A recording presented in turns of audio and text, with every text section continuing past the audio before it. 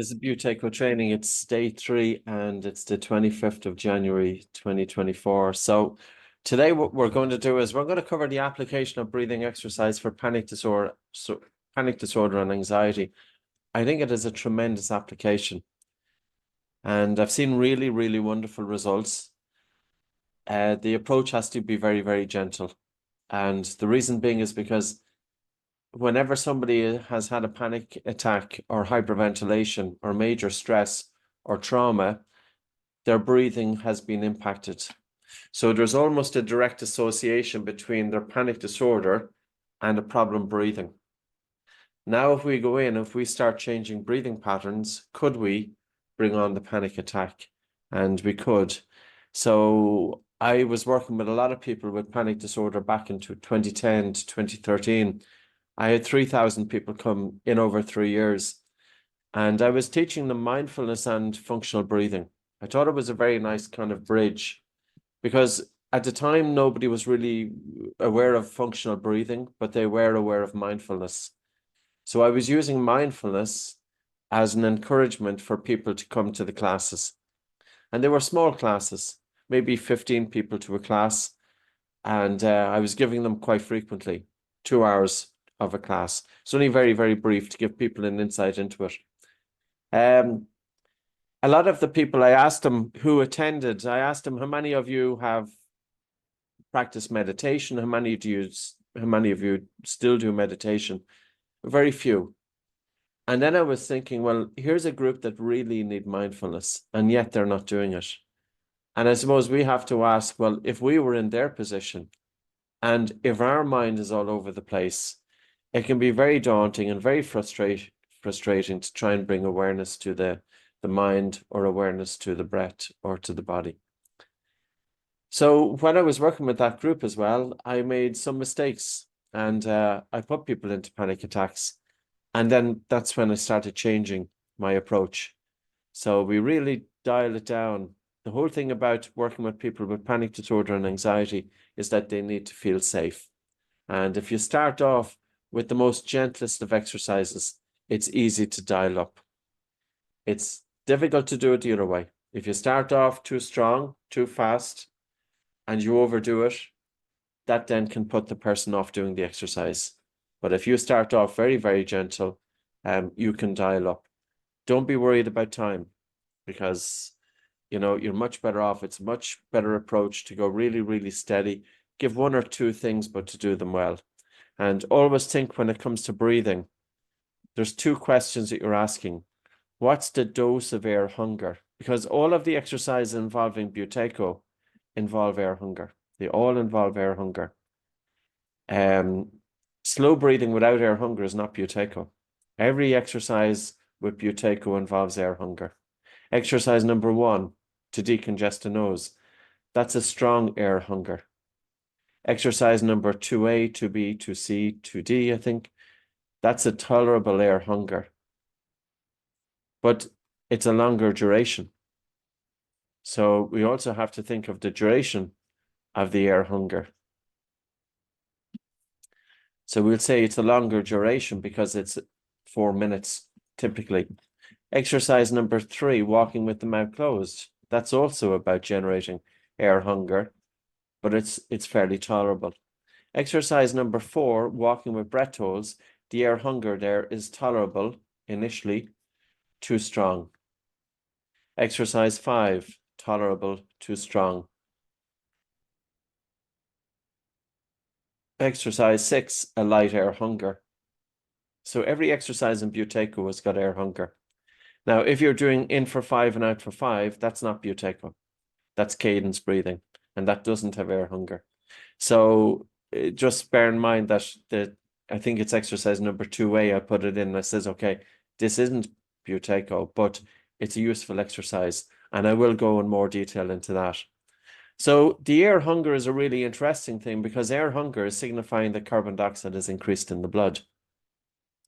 Now, before I go on to this, I'll actually just cover going to a sleep study, and we'll do it very, very quickly. So if you have a client, now a lot of the clients who come into you, they have probably abandoned their CPAP It's fairly common. Some people will be still on it, but a lot of people will have abandoned it, and then they may be doing breathing retraining. We can't make any, diagnosis, obviously, in terms of their sleep. The only way to determine whether they are making progress with their obstructive sleep apnea is to do a sleep study.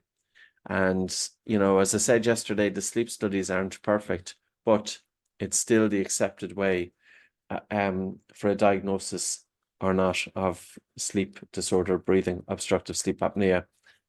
In summary, the main exercises for sleep are, of course, nose breathing, both during the day and during sleep.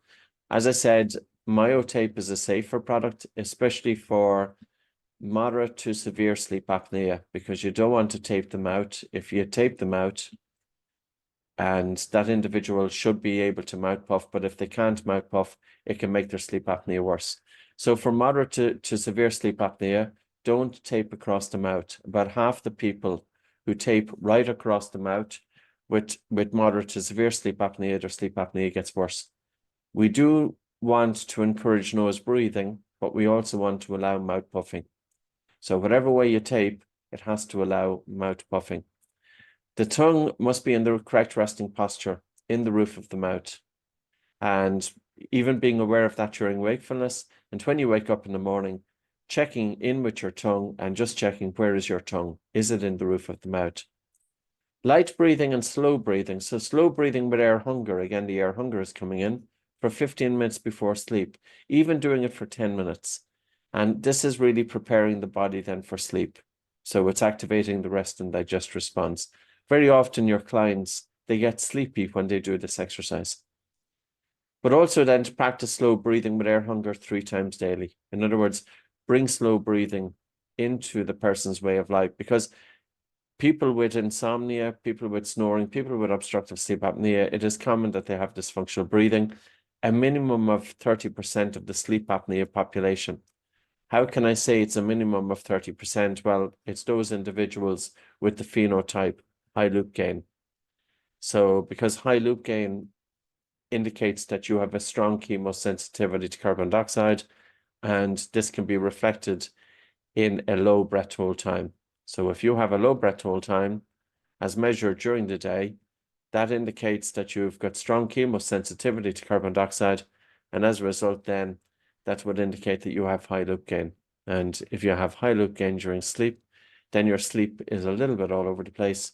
You're stopping breathing, and then you're doing quite significant exaggerated hyperventilation, and then you stop breathing. Okay, so practice diaphragm breathing is very important as well. Diaphragm and slow, because of the connection between the diaphragm and the upper airway dilator muscles. And you can also slow down the breath, breathing in for 4 and out for 6, if it suits. That's about helping to improve or optimize heart rate variability. So I'm just going to move down to the next. So we're on page 308, now 309. So if you have a client and your client is saying, well, I'd like to do a sleep study, and you're wondering, well, this person is doing breathing exercises, so when might be a better time for them to do a sleep study? Anybody you're working with, you want to try and get their control pause up to a minimum of 20 seconds, and ideally 25 seconds. So ideally, to do a sleep study, you're working, because really what you want to do is you want to find out what is their sleep apnea severity, given that they are practicing breathing exercises, and if you're a myofunctional therapist, or they're also doing myofunctional therapy. So in this course here, we're focusing on breathing re-education. And some of you will be here. You also have myofunctional therapy under your belt, so you're able to bring the 2 modalities. We want to see what impact does breathing re-education and myofunctional therapy have on sleep apnea. How to find that out? We must attend a sleep study. It doesn't make sense, though, attending a sleep study if your control pause is 10 seconds, with your mouth open, breathing hard and fast, because that's only going to increase the negative pressure, and that will increase the severity of OSA, and likely that's, if this individual does get a diagnosis, they will be prescribed a CPAP. What we want to do is bring breathing into this person's way of life, build up their control pause for a few weeks, Make sure we have habitual nose, slow and light breathing, tongue resting on the roof of the mouth. And then during the sleep study, also to practice the same things that they do at home, down regulate. It's a very strange environment. If you go in and if you look at some sleep hospitals, their centers are really, really well equipped and kind of luxurious. Others are terrible. Bare rooms with a single bed, metal bed, plastic mattress, most uncomfortable bed. And this is supposed to be able to tell you your sleep quality. You're not going to have a good sleep quality anyway. So you do want to help down regulate. And this is slowing down your breathing for 15, 20 minutes before sleep. Tape your mouth closed during the sleep study. It's very important. You don't want to have your mouth open during the sleep study, because it's likely then that your sleep apnea is going to be worse. So by getting the mouth closed, nose breathing during sleep generally always improves sleep apnea, except, as I said, when you tape an individual with moderate to severe sleep apnea if they can't mouth puff. And sleeping on the back, if you do sleep on the back, now I know this is recommended sometimes in myofunctional therapy. Just bear in mind that 50% of people with obstructive sleep apnea, their apnea is double when they're on their back, and it's solely because of gravity. So the lower jaw is falling in against the throat, and the tongue might be falling back into the airway. So just bear that in mind. People can have positional sleep apnea. So those are the guidelines then about attending a sleep study. Now, the question to ask is like, what sort of results would you expect? It's very, very understudied. In the presentation that we spoke about yesterday, there was one paper whereby there was a preliminary study looking at, I mightn't even pull it up so quickly. Trying to think of which one it is. Now taping. And they showed that, yeah, this one here.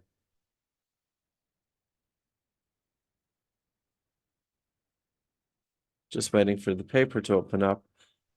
They showed that mild sleep apnea reduced by 47% and snoring by a similar figure. So that was just by taping. That's not taking into consideration what would you do if you're also improving breathing patterns. So the real question to ask is, what would be the impact if you changed people's breathing and if they also practiced myofunctional therapy? It would make for a wonderful study, but nobody has yet done that study. So given that there's 936 million people on the planet, according to a Lancet article, with sleep apnea, and 50% of the people are not able to tolerate the gold standard of treatment, well, then we should be looking for other avenues, and breathing re-education and myofunctional therapy would make sense. It's not opening up for me, but you will find that sleep study in the presentation that we looked at yesterday. Okay, so what are we going to look at today? Today, what we're going to do is we're going to be looking at panic disorder and anxiety. So we're in about page 245 or thereabouts. Now, I won't start off at 245. I'm actually going to go back here a little bit. There's a few points here that are important. Heart rate variability is an objective measurement of vagal tone. And when we think of the inspiration and we think of the expiration, traditionally it's recognized that during inspiration, the vagus nerve steps back. And as a result, there's an acceleration in the heart rate. So during inspiration, the time between each heartbeat is a little bit shorter. In other words, your heartbeat is beating a little bit faster as you breathe in. And during expiration, there's a slowing down of the speed of your heartbeat. The time between each heartbeat is longer. So during inhalation, we expect the heart rate to get quicker. And during exhalation, we expect the heart rate to slow down. And the relationship between the timing of your heartbeat and your breathing is called respiratory sinus arrhythmia. Therapists of old used to check their clients by having them place their hand just at the carotid artery. So you have the angle of your jaw there, And if you just locate your carotid artery and tune in on the speed of your heartbeat. And as you breathe in, what do you notice about the speed of your heartbeat? And as you breathe out, what do you notice about the speed of your heartbeat? People who have got good balance of the autonomic nervous system, the timing of the heartbeat from the inhalation to the exhalation is different. That's why it's called heart rate variability. But if we have increased stress response, the variance, the timing between the heartbeats are more similar. But it's really good to have variable timing between heartbeat. So beats to beat, the time between each heartbeat is shorter during inhalation, and during exhalation, which is primarily under the control of the relaxation response, the time between heartbeats should be longer. So that would reflect that there's balance of the autonomic nervous system. Now, people who are not well, either physically or emotionally unwell, they have reduced heart rate variability. So they don't have that same variability. And that variability is influenced by vagal tone. In other words, how well does their vagus nerve in terms of activating the relaxation response? How optimal does it work? The second thing is what's called baroreflex sensitivity. So there's two mechanisms that are feeding in to the autonomic nervous system balance. One is vagal tone, and the other is baroreflex sensitivity. I think we spoke about the baroreflex sensitivity on the first day. So basically, there are pressure receptors in the major blood vessels. And these pressure receptors are constantly monitoring your blood pressure.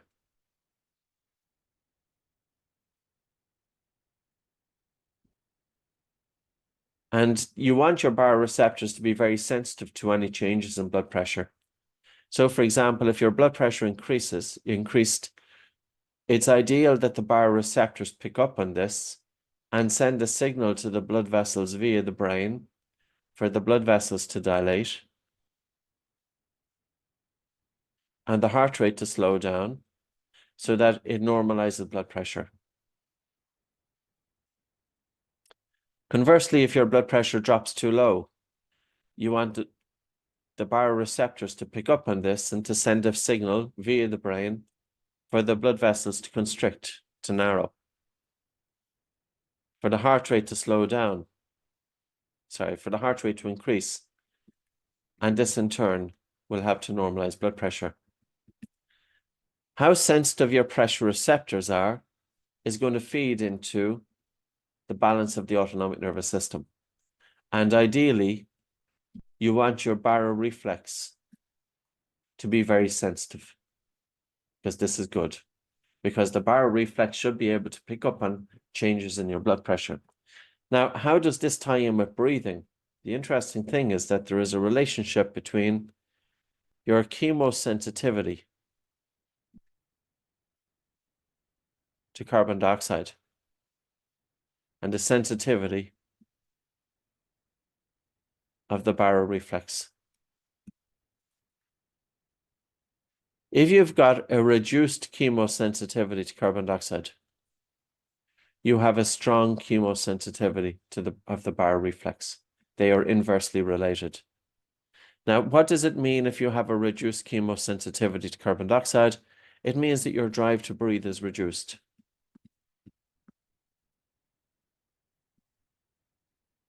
It means that your breathing rate is normal. Like you're breathing slow, you're breathing light, you're breathing low. You have a natural pause after exhalation. Your control pause, we'll say it's 25 seconds plus. So strong sensitivity of the baroreflex means that you're stronger against developing cardiovascular problems. Because if you have a reduced sensitivity of the baroreflex, you're more vulnerable to cardiovascular disease. Now, it's the sensitivity of the baroreflex, which in turn is influencing your heart rate variability.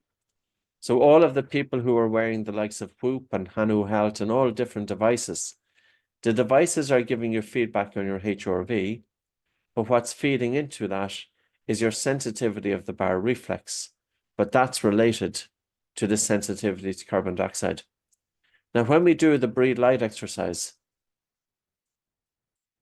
and breathe slow and breathe low, we're helping to strengthen the bar reflex, which may be in turn influencing the chemosensitivity to carbon dioxide. It's difficult to know which mechanism is working. Where is the feedback here? And the other thing about heart rate variability is what also is feeding into that is vagal tone. Now, of course, your breathing is going to influence vagal tone. And again, if you've got a reduced drive to breathe and your breathing is lighter and slower and lower, that in turn is going to help with balance of the autonomic nervous system. So there is a connection between our cardiovascular health, our resilience as human beings, and heart rate variability is a measure of resilience. It's a measure of how well can we adapt to changing circumstances, emotional and physical. How is our coping mechanism for stress? And the problem, though, is that if one has got mental issues such as panic disorder, high anxiety, depression, trauma, that will impact heart rate variability. Their HRV is low. Now they're less resilient. People with sleep disorder breathing, heavy snoring, insomnia, obstructive sleep apnea, that also reduces heart rate variability. So these people, their conditions are feeding into an increased stress response, which in turn is reducing their resilience, which is making them more vulnerable to the conditions. So we want to bring in breathing exercises to help strengthen the bar reflex, to help improve vagal tone, to help reduce the chemosensitivity to carbon dioxide, to help bring a balance to the autonomic nervous system.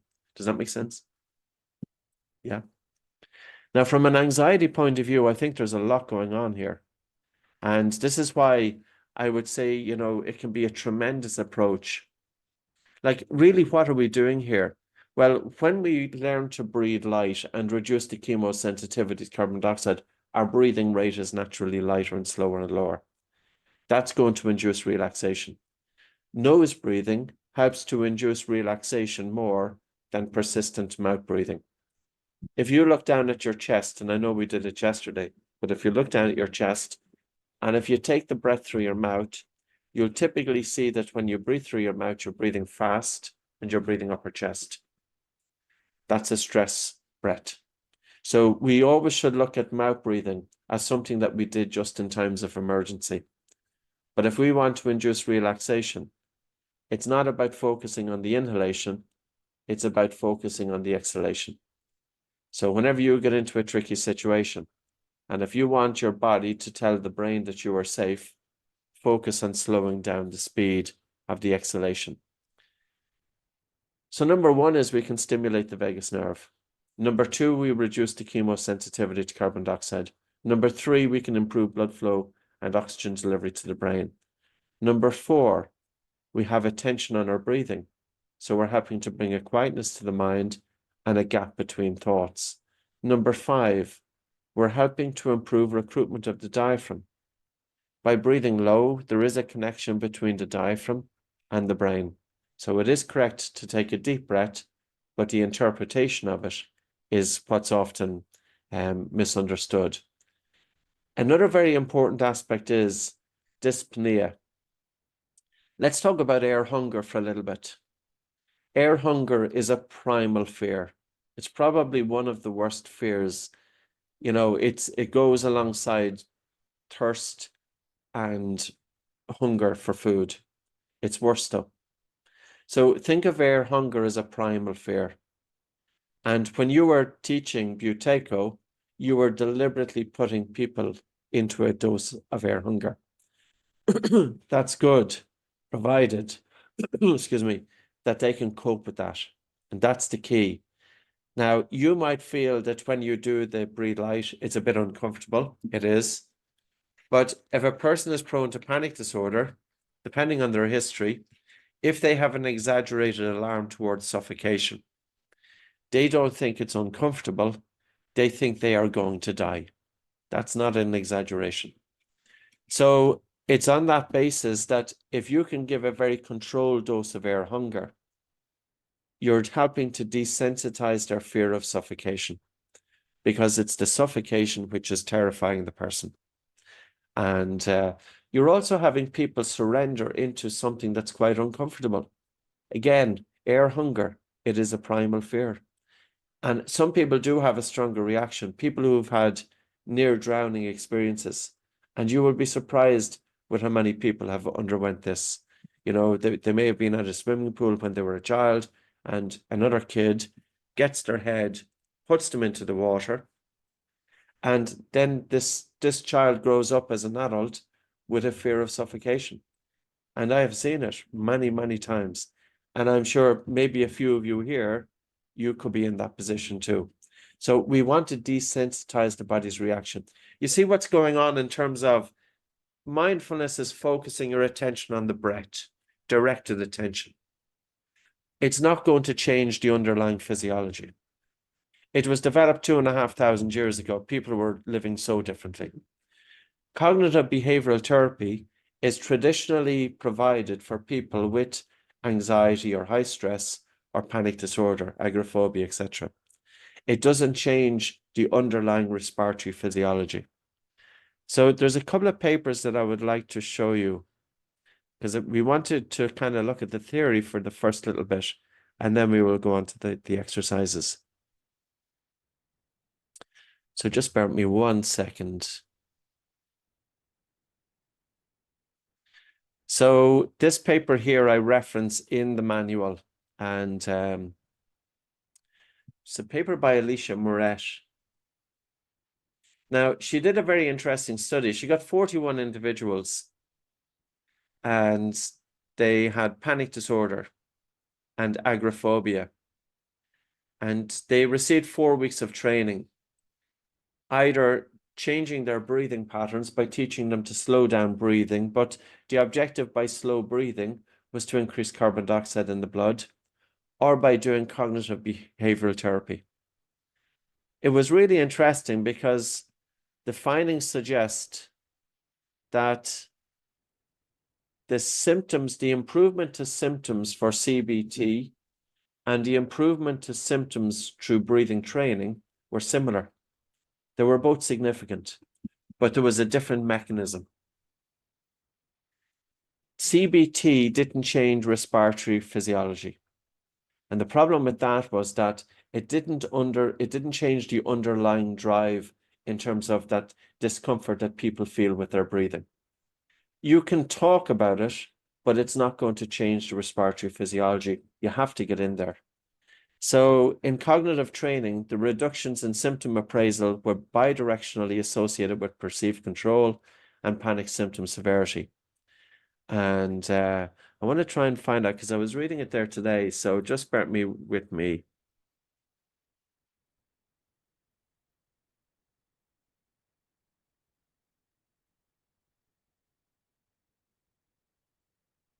Okay, sorry, I probably won't find it as quickly as I would like to. So if you are, say, for example, working with people with panic disorder, I think it would be really, really good for you delve into this paper here, because people will be asking. Now, I do need to go through carbon dioxide a little bit different, but yeah, from what I read with this paper here, both results were similar, whether you did slow breathing or whether you did CBT, but the mechanism was different. Now I'd have to ask, why not teach both?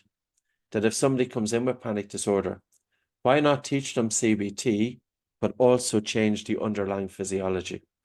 I think there's a lot going on there. And number 3 is we have to look at improving their sleep, because you can imagine if a person is breathing faster and harder and they're in that slight stress response from a breathing point of view, but then if they have their mouth open during sleep, they have poor sleep quality, that's only going to influence their irritability, mood changes the following day. So in terms of improving mental health, we need to look at underlying breathing patterns, CBT, and improving sleep quality. So they're the kind of the basis of that. And I'll just quickly go through the manual.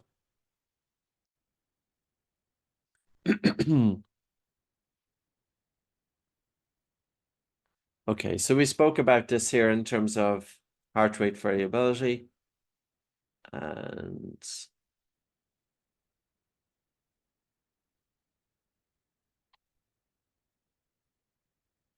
we spoke about this. So normally the research on breathing, it's very much at 6 breaths per minute.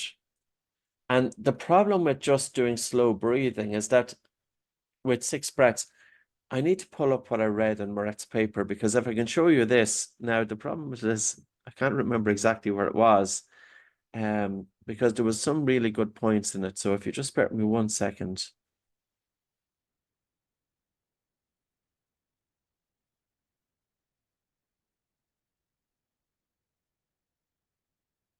Yeah. This is a really good point that you made here.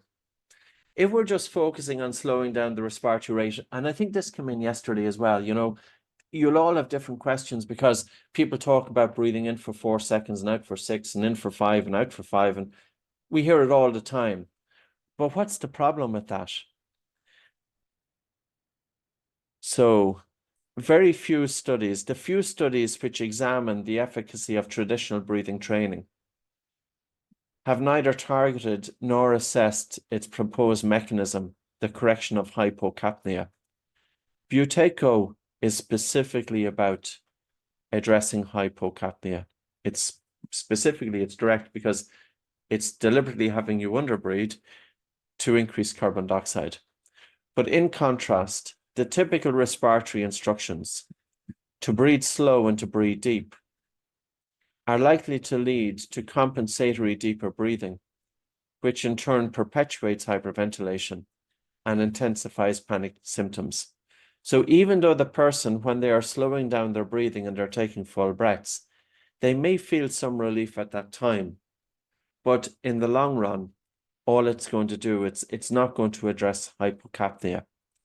So a few other aspects of this, breathing training is taught, contrary to cognitive training, to derive its therapeutic effect through the correction of a biological factor, a deranged respiratory control mechanism. So theorists such as Clnic in 1993 and Lee in 1985, they said that people who are prone to panic disorder, people with high stress, anxiety, especially panic disorder, they have an exaggerated suffocation response. So these theories then view hyperventilation or hypocapnia as the primary or secondary cause of panic symptoms. So these researchers here, Klein and Lee, that hyperventilation and low CO2, because it's hyperventilation that causes low CO2, as the primary or secondary cause of panic symptoms. Hypocapnia can produce unpleasant bodily sensations, the fear of which may contribute to panic, and has been linked to organ injury and a number of organic and mental illnesses. We looked at Laffey and Kavanagh's paper. This was the paper published in the New England Journal of Medicine in 2002. The correction of sustained hypocapnia by therapeutically increasing the partial pressure of carbon dioxide should thereby lead to changes in panic symptoms. This theoretical framework was derived from cross-sectional research that identified hypocapnia as a critical marker, a biomarker in panic disorder. Now, I've used this with many, many people with panic disorder, and I will genuinely say it's a tremendous approach. And it's a tremendous approach that many people who are teaching breathing exercise for panic disorder are not doing it, because they are focusing on slow breathing and deeper breathing, but they're not focusing on addressing the underlying hyperventilation. They're not focusing on nose breathing. So slow breathing that they practiced here, the idea was to teach patients how to raise subnormal levels of CO2. Now, personally, I don't think you need to buy capnometry. I don't use them with my clients. They're very, very expensive. I feel that they get in the way. Other breathing researchers feel they're useful. So it's going to really depend on yourself. And they're useful in terms of you have an individual, the client is looking at the screen and the client is seeing feedback of their CO2 based on how they breathe. But as I said, I don't use them. I use my eyes. I give direct feedback to the client in front of me. And the other thing is I want to be able to give the client the ability that they're not reliant on anything, that when they go home, they're not going to have capnometry. So I want them to be able to do the exercises without having to rely on something. But you may find they're helpful or you may not. I don't use them. So that's what with slow breathing. Okay. Preliminary results from a first randomized control study, slow breathing, showed a clinically significant reduction in panic severity were achieved by 68% of patients with panic disorder and 79 and 93% of patients at 2 and 12-month follow-up. So it's really, really huge. So this is a significant reduction. The reductions were comparable to those achieved with cognitive behavioral therapy or cognitive training, but it's through a different mechanism. And this is why, can you imagine if you were a psychotherapist and you also had breathing retraining to address chronic hyperventilation? These improvements were accompanied by sustained normalized levels of PCO2. The preliminary support for the proposed mediator PCO2 was established with a longitudinal mediation. Okay, so you kind of get what I want to go through here. Here's another aspect of it here. You have to bear in mind that, and I've seen this as well, and you will see it when you're working with your clients, individuals with panic disorder are believed to experience unexpected bursts of emotions. Okay, 1 second. Secondary effects of PCO2 on symptom appraisal. Additionally, the ability to control respiratory activity. Okay, what I'm looking for here is that, yeah, I was looking for something else, the exaggerated alarm towards suffocation, but it's not what I'm looking for. It's not, I can't see it. Anyway, I'm going to come out of here. So the name of this paper, this should be up on your training portal. And this is it here, Alicia Moret. Now, she's a very well-researched lady. I thought she had 1,000 papers on PubMed when I looked, but it was quite a while ago. So, but some of you can see how many papers does she have published. And she's a pretty good researcher. Okay, so going to go back to the manual for a little bit. So we spoke about that. It's still the baroreflex. We did talk about 6 breaths per minute. Yes, it's what gets all of the attention. And as we mentioned yesterday, what about the tidal volume? So we're never just looking at the respiratory rate alone. We have the respiratory rate multiplied by the tidal volume to give you a minute volume. And the key aspect here is minute volume. Now, normally or often what I do is to describe it to clients is I compare it to food. So you can imagine that you can imagine that a person who's very obese goes to their dietitian. We say this individual is eating quite a lot of food all day, and the dietitian wants to put them on a diet. So the dietitian is constantly following up with this individual and trying to ascertain how much food is this person eating throughout the day. So she's breaking it down meal by meal. So here you have a plate of food. Now, of course, in order for the individual to eat this plate of food, he or she is going to use a utensil. It could be a fork. So it could be a large fork or it could be a small fork. We don't know. So I'm just going to use size of fork. And it's the number of forkfuls. How many forkfuls multiplied by the size of the fork, in other words, the volume of food that goes onto each forkful, that will determine how much food that he's eaten. Is the dietitian going to be concerned with the number of forkfuls? Is the dietitian going to be concerned with the size of the fork that the person is using? Or is the dietitian going to be concerned with the volume of food that's been eaten off the plate? Now, when it comes to breathing, we can compare breathing in a similar vein. The number of forkfuls is the respiratory rate. It's the number of breaths per minute. The size of the fork is your tidal volume, the volume of air that you draw into your body with one breath. And the food that's consumed off the plate is your minute volume. Now, you know that it makes total sense for the dietitian in this instance to only hone in on one thing. What was the volume? Okay, look at the quality of the food, but in terms of quantity, what was the volume of food eaten here? But most breathing instructors focus on this. They focus on the respiratory rate. That would be like the dietitian focusing on the number of forkfuls that the individual is using. So that's why we want to get away from respiratory rate. Yes, consider it, but don't rely on it. Because normally what happens is, if you significantly reduce the respiratory rate, the tidal volume will increase disproportionately and the person will breathe even more air. So we can use this scenario. You have somebody who is stressed. The respiratory rate is a little bit too high. It's 20 breaths per minute. We'll say that the tidal volume is half a litre, which is normal, which gives you 10 litres. So the person is breathing too much. Ideally, it should be maybe 6 litres is normal. This person goes to their breathing instructor. Their breathing instructor is saying, oh, your breath is too fast, which is correct. It is too fast. So the breathing instructor is saying, I need you to breathe in for 2 seconds and out for 3 seconds. And this will slow down the respiratory rate to 12 breaths per minute. But this individual who is breathing 20 breaths per minute with a tidal volume of a half a litre, they're feeling uncomfortable. They feel air hunger. They will tell you they can't take a satisfying breath. They're already feeling uncomfortable, and that's probably what's driving their 20 breaths per minute. And of course, a little anxiety, etc., kicking in. The breathing instructor has them slow down the respiratory rate to 12 breaths per minute. And as the client is slowing down their breathing, in order to get rid of the feeling of discomfort, they will exaggerate the tidal volume.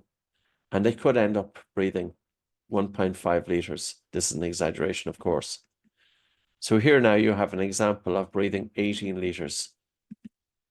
Yes, the respiratory rate has slowed down, but the tidal volume in this example has nearly doubled. So never just focus on the respiratory rate. So that's just one aspect of it there. Okay. So even though it's very beneficial, breathing 6 breaths per minute it is, always bear in mind what's the tidal volume.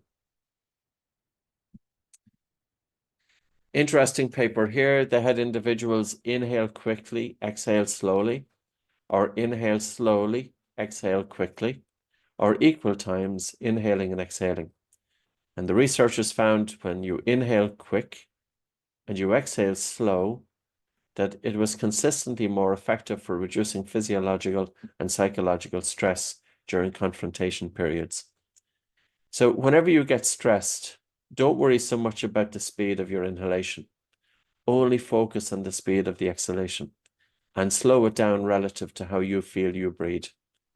Because if we were to say to somebody, breathe out for 5 seconds or breathe in for 2 and out for 7, that's going to be impossible for some people. You know, you can still go, you can imagine our person in our previous example, breathing in for 2 seconds and out for 7. So in other words, you're slowing down the respiratory rate to about 6 breaths per minute. Well, if they're already breathing 20 breaths, and now all of a sudden you're slowing them down to 6 breaths, what's going to happen in tidal volume?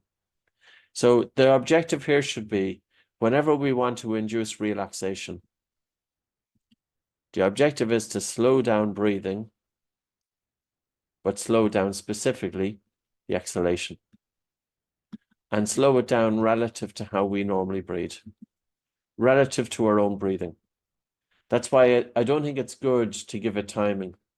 Now, you could say to people, well, we'll breathe in for 2 and out for 3. We'll do a little bit of practice with this. And then if you're comfortable with that, we could be breathing in for 3 and out for 5. This isn't Buteyko. In for 4 and out for 6. So you see in each of these examples that the exhalation is 1.5 times the length of the inhalation. But as I start with in for 2 and out for 3, I can see where that person is at. In other words, I'm not bringing them from 20 breaths down to 6 breaths. But in this instance, I am bringing them from 20 down to 12 because 2 and 3 is 5. 5 into 60 is 12. Now, you could do maybe breathe in for 1. It will feel very, very quick, and out for 2. So, but that's not going to work. 1 and 2 is 3. 3 into 60 is 20. They're already breathing that fast. Or you could say, well, don't time it. Just slow it down relative to how you are breathing. So if your breathing is fairly fast, just slow it down relative to how you're breathing. So there, instead of having a breath, one breath, you're just delaying it a little bit. And that way it'll help induce relaxation. Okay. So the exhalation is the key.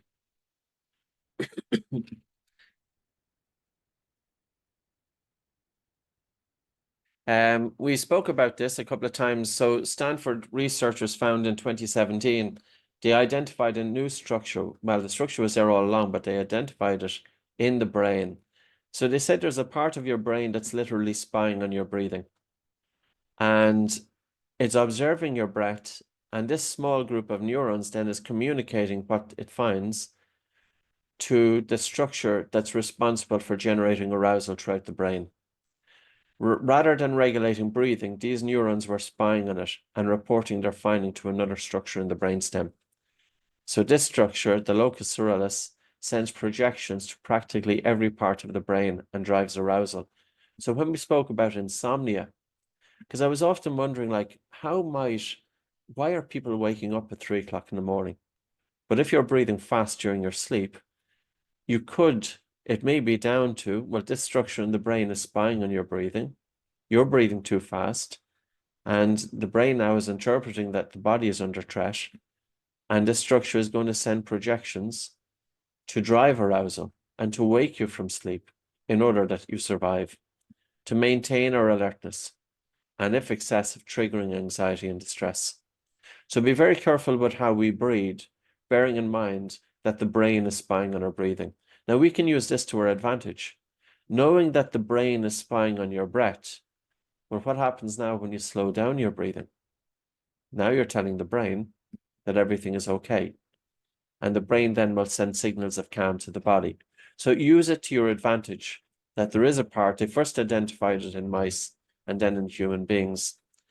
I always find it easy when I explain breathing to people, especially people with anxiety and stress. I ask them, how do you breathe when you get stressed? And they tell me this. They breathe faster, they sigh more, they have mouth breathing, noticeable breathing, upper chest breathing. They're not getting enough air, they feel effort for breathing. And then we tease it out with them. Well, how then would you bring your body into relaxation? Instead of breathing faster, we want to be breathing slow. Instead of sighing more, we want to have regular breathing patterns. Instead of mouth, we want to be breathing nose. And instead of noticeable breathing, we want to have soft breathing. Instead of upper chest, we want to be breathing using the diaphragm. This way we can induce relaxation. But now here's the question. If a person has a control pause of 12 seconds, they are breathing like this all the time. If a person has a control pause of 25 seconds, they are breathing like this all the time. So your everyday breathing is going to influence your stress response. But your everyday breathing is also going to induce your relaxation response, dependent on how you breathe every day. So it's been known for 100 years that blood pH, respiratory acidosis or respiratory alkalosis can have profound effects on the brain function. And in 1924, hyperventilation could bring on epileptic seizures. But if the patient, it inspires, brings in inhaled CO2, that can help to suppress them. So it comes down to the brain, by regulating breathing, controls its own excitability. And we spoke about this paper at some point. I had come across it quite a few years ago. And I was writing a book when I was working with those clients all the time. And I wrote a book called Anxiety Free, Stop Worrying and Quieten Your Mind. So it was a book bringing together Buteyko method with mindfulness. And in that book, I quoted this paper. So it's a 1988 paper. And the quote is, the more powerful effects of elevated CO2 may probably be explained by a direct effect on the neuronal membrane. The brain, by regulating breathing, controls its own excitability. I'd forgotten about the book, forgotten about the paper. Well, the book's still for sale, but I don't read it right. And I thought, and then I was listening to Andrew Huberman's podcast, and he mentioned the exact same statement. So he was talking about, as a neuroscientist, how we can influence our brain cells by changing our breathing patterns. If we hyperventilate, we get rid of too much carbon dioxide from the lungs, which in turn reduces carbon dioxide in the blood leaving the lungs, which in turn drives up blood pH, which causes arousal of the central nervous system, including the brain.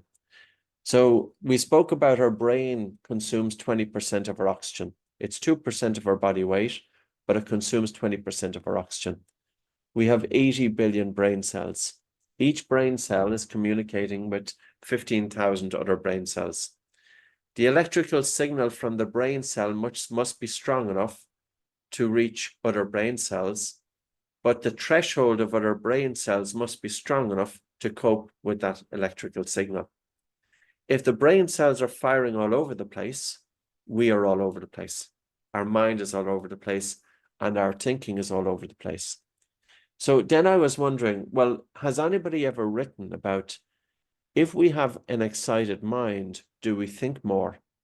Because we have to think that the problem with people with high stress and anxiety and panic disorder and depression, they can't stop thinking. They are thinking too much. They are overthinking. And overthinking is a habit, but is it influenced by their underlying physiology? So then I came across Michael Binder's papers. Now, I may not be able to find where, again, but you will be able to find the papers. And I did put the quotations into the Breathing for Yoga book. Actually, I think it might be also in the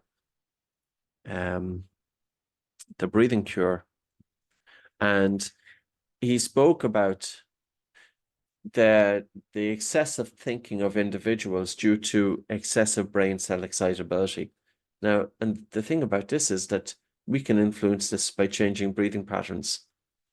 So getting to the root of mental illness, and he's saying that we need a paradigm here, that when he as a psychiatrist, when he looks at people with mental health issues, the psychiatric population, in red, they have very severely elevated excitability. I don't think, I'm not sure if I've shown you this already, but you see it in the general population. The persons with very severely elevated excitability of the brain, small amount relatively. Most people have normal, which is in the light blue here. But in the psychiatric patient population, very few people have normal excitability. Most people have very severely elevated excitability. And then when you bring in the orange, which is severely elevated excitability, you see that brain cell excitability is an issue in populations with mental health. Now, I don't think he wrote about that in terms of excessive thinking. Okay, but even just looking at this, what makes the neuronal hyperexcitability trait even more elusive is that psychiatric symptoms might not develop until the hyperexcitable brain, like a hive of irritable bees, which I think you can understand, becomes adequately perturbed by some kind of mental, emotional, or biological stressor. This would explain why persons with low to moderate This would explain why persons with low to moderate levels of neuronal hyperexcitability can enjoy relatively long periods of remission. However, the complete resolution of symptoms in such patients, especially if in the absence of medication, can lead both the patient and the clinician to earnestly conclude that symptomatic periods are purely psychological. So there's a time lag between the time of an inciting stressor and the onset of their symptoms. This delay, which is the time required to generate enough stress-induced kindling to precipitate symptoms, can make it difficult for both the patient and the clinician to accurately identify the participating stressor. So you might find that his paper here is really, really interesting. So that's that paper.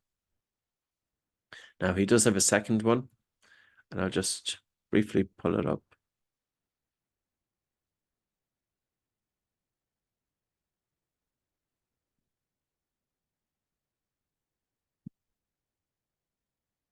I don't find it actually, so I'm not able to find it, so I don't know where it is. What's the name of the book on breathing and mindfulness? It's called Anxiety Free. You're looking for the link for the paper, Robin, is it? What I will do is I'll do yes, please. That one that you were just quoting from, if you could. Yeah, of course. So I'm just going to put in the DOI, so hopefully you can pull it from that. So Thank you. second, just put into chat.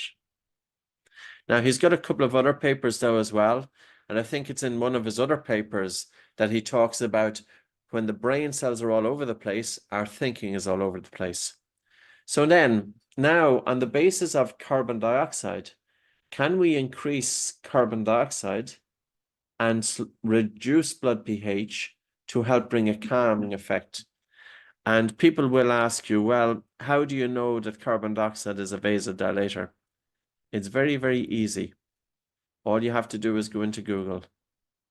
So say, for example, if I go in now, just go into Google and put in carbon dioxide, vasodilation, and you'll find any amount of papers. Now, the one that I typically like going to, this one here, is the cerebrovascular response to carbon dioxide in humans. And I scroll down, and within the autoregulatory range, the effect of carbon dioxide during rest is currently estimated 2 to 3% decrease in blood flow to the brain per 1 millimeter decrease in arterial CO2. Remember the group of people with asthma, we were looking at their CO2 levels with the Manor Hospital in Brisbane, and their CO2 levels were 33 millimeters of mercury. They should be 40. So that's a reduction of 7 millimeters of mercury. Now, every 1 millimeter drop of CO2 reduces blood flow to the brain by 2 to 3%. 7 by 2 is 14, 7 by 3 is 21. So those individuals, as based on this statistic here, could be experiencing a reduction of blood flow to the brain from 14 to 21%. So a 2 to 3% decrease in cerebral blood flow per 1 millimeter decrease in CO2. Conversely, when we do the breathe light exercise and you're sitting there and you're feeling a tolerable air hunger, when you have a tolerable air hunger, you would normally expect that your CO2 is increasing by about 2 to 3 millimeters of mercury. The body is very sensitive to the accumulation of carbon dioxide. Now, an increase of 2 to 3 millimeters of mercury is hardly anything. It's very, very little. But because the body is so sensitive to carbon dioxide, you still feel that air hunger. Now, if you can increase by breathing less air, CO2 by between 2 and 3 millimeters of mercury, and every 1 millimeter increase increases blood flow to the brain by 3 to 4%. Now we're talking about, so every 1 millimeter increase of CO2 will increase blood flow to the brain by 3 to 4%. We're talking about during the breathe light, you can be increasing blood flow to the brain from about 6 to 12%. So think of all of the conditions that this could have an impact on.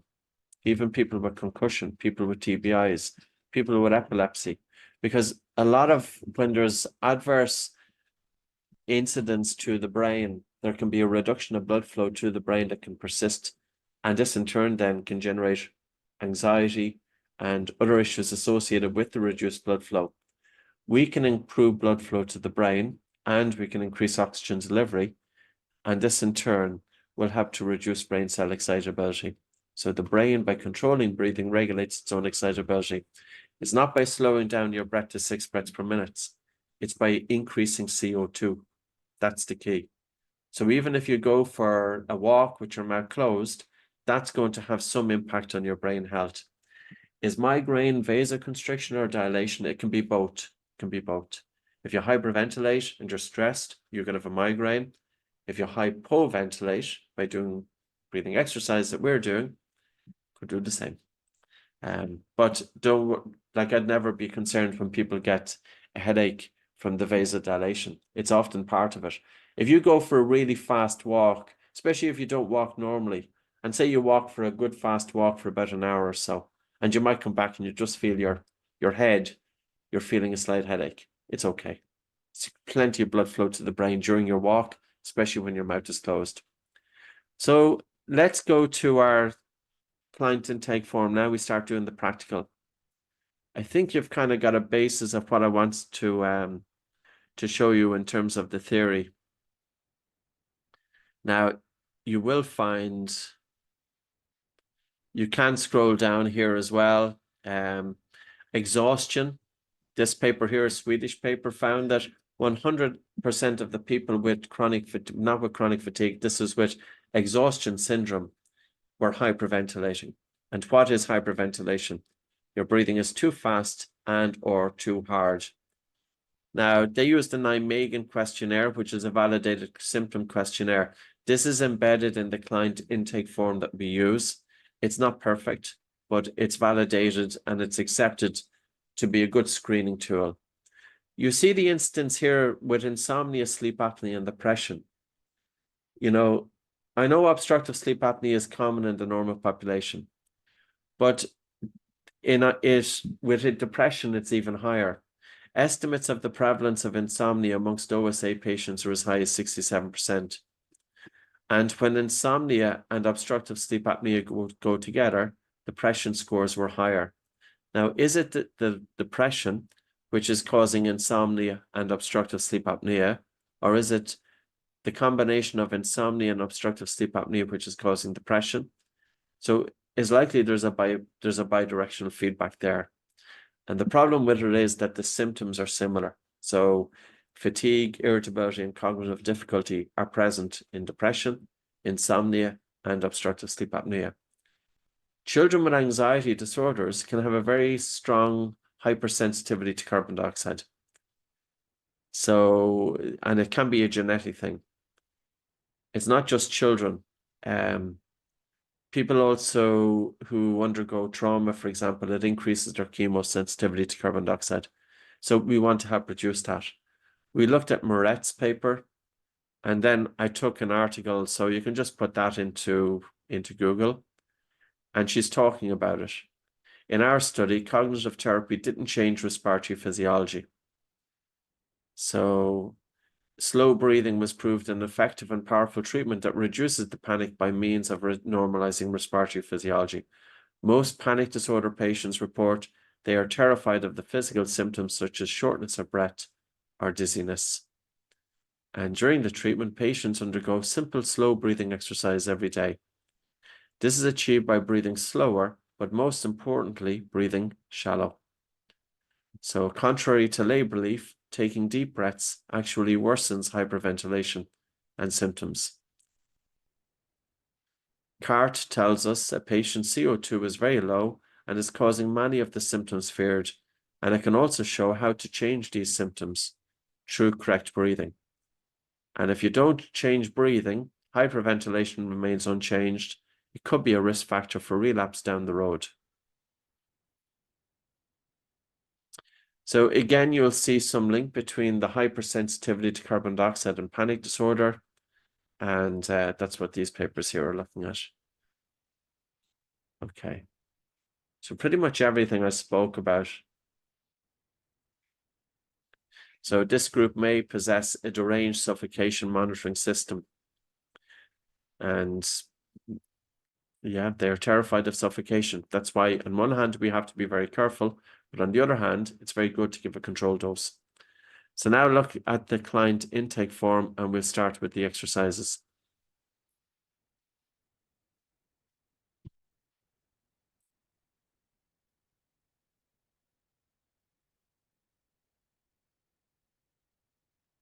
Quite different, this approach than it would be with asthma.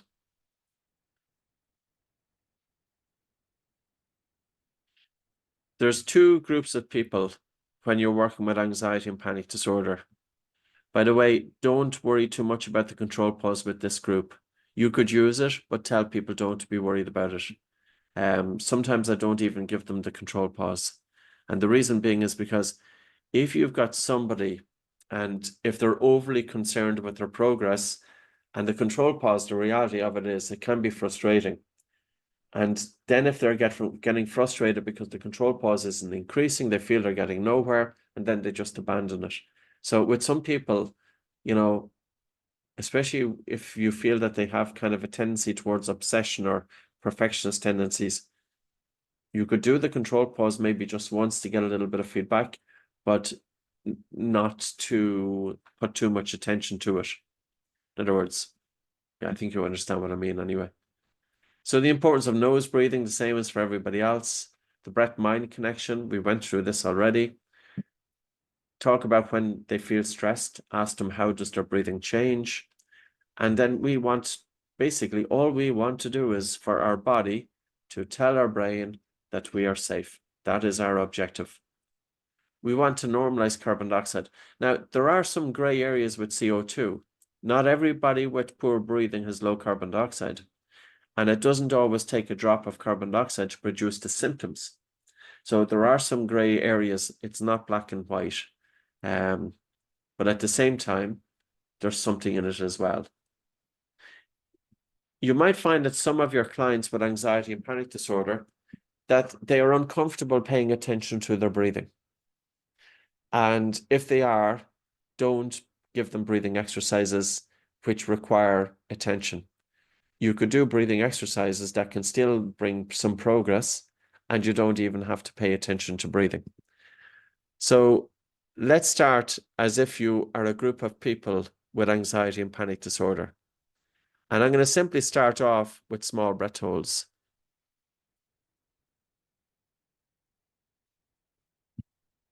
But instead of holding the breath for 5 seconds, we're going to hold the breath for 3 seconds. Remember, dial it down. Small dose, short duration. So whenever you're ready, take a normal breath in through your nose and out through your nose and pinch your nose and hold your nose and hold for 3, 2, 1. Let go, breathe in through your nose and breathe normal for 10 to 15 seconds. You don't need to pay attention to your breathing to do this. You don't have to do anything other than count. And all you're doing is just blocking the inside of your nostrils. So you're not going to cause stress to somebody if they feel uncomfortable paying attention to their breathing. And again, take a normal breath in through your nose and out through your nose and pinch your nose and hold for 3, 2, 1. Let go, breathe in through your nose and breathe normal for 10 to 15 seconds. So you're breathing normal for 10 to 15 seconds.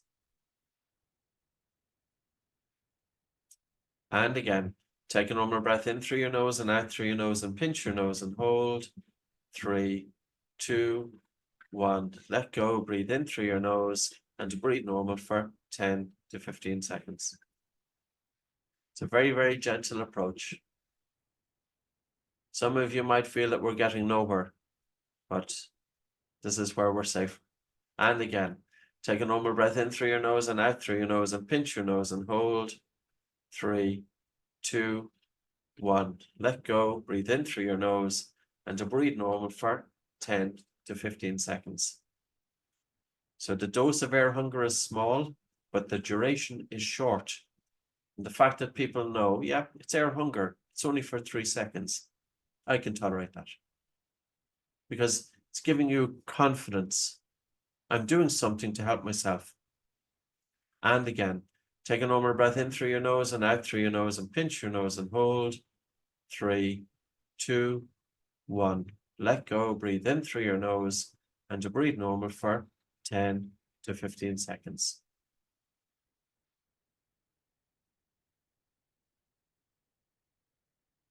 And again, take a normal breath in through your nose and out through your nose and pinch your nose and hold. 3, 2, 1. Let go, breathe in through your nose and breathe normal for 10 to 15 seconds.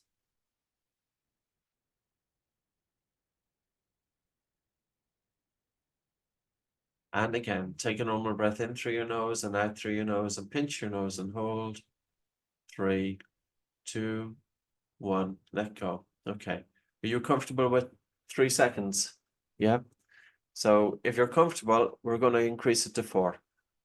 If you feel that 3 seconds is your limit, stay with 3. If 3 seconds is too much for you, go to 2. So you will have the entire, because I don't know how you are experiencing air hunger. So that's why it's up to you to make the decision. So we go with 4 seconds. So whenever you're ready, take a normal breath in through your nose and out through your nose and pinch your nose and hold for 4, 3, 2, 1. Let go, breathe in through the nose and to breathe normal for 10 to 15 seconds. So as you do this little breath hold, it's almost like a shot of carbon dioxide, which will gently help increase blood flow to the brain. So you're increasing blood flow to the brain by small little breath hold, but you're also stimulating the vagus nerve. Remember, the breath is held at the end of an exhalation. That induces relaxation. It's different than if the breath is held after an inhalation. And also the fact that it's a very short breath hold, it induces relaxation. But if it was a long breath hold, it's a stressor. And again, take a normal breath in through your nose and out through your nose and pinch your nose and hold for 4, 3, 2, 1. Let go, breathe in through your nose and breathe normal for 10 to 15 seconds. So you're breathing normal for 10 to 15 seconds. And again, take a normal breath in through your nose and out through your nose and pinch your nose and hold for 4, 3, 2, 1. Let go, breathe in through your nose and to breathe normal for 10 to 15 seconds. I find these exercises that involve the holding of the breath for short periods of time are the best introduction for people with panic disorder. So, because it's only for a few seconds. And again, take a normal breath in through your nose and out through your nose and pinch your nose and hold for 4, 3, 2, 1. Let go. Just breathe normal now for about 10, 15 seconds.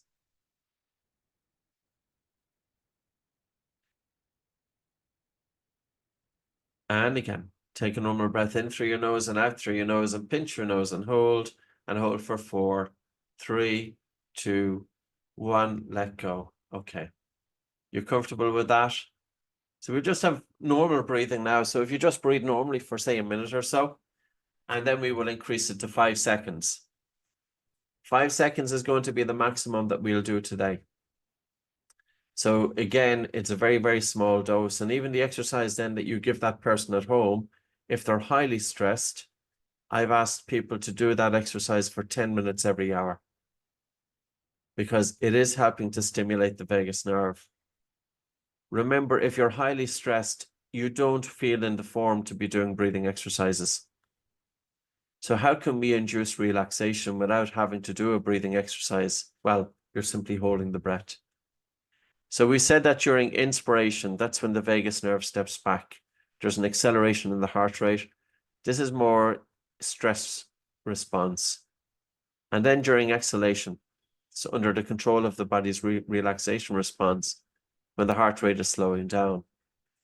But people who are breathing relatively fast and feeling stressed, they will find it difficult to have this slow exhalation.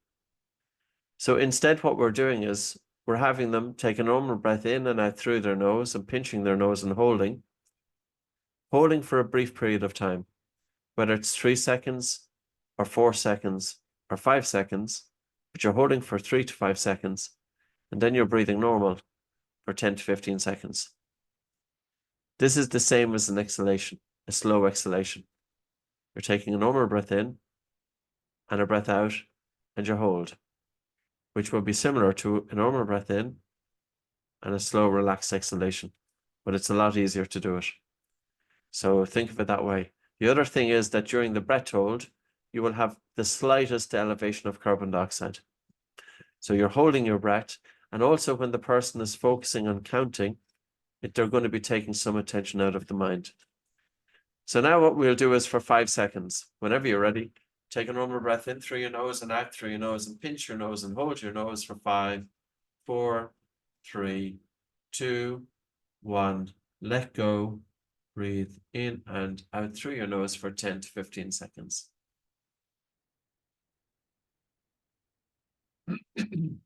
And again. And again. Take a normal breath in through your nose. Excuse me. So a normal breath in through your nose and out through your nose, and you're pinching in your nose and hold for 5, 4, 3, 2, 1. Let go, but breathe in through your nose. You're breathing normal for 10 to 15 seconds. This is my 4 a.m. departure this morning, doesn't help matters. So now you're just breathing normally for about 10 to 15 seconds. And again, take a normal breath in through your nose and out through your nose and pinch your nose and hold. 5, 4, 3, 2, 1. Let go. Breathe in through the nose and to breathe normal for 10 to 15 seconds. Do you need to ask them not to take a big breath after holding? Katie, the length of the breath hold shouldn't be enough to cause them to take a deeper breath. If your clients have to take a big breath, then they've held their breath for too long. So if they take a deep breath after holding their breath for 5 seconds, 5 seconds is too long. Then tailor it down to 3 seconds. So it's a very short breath hold, and they should have normal breathing at the end of it.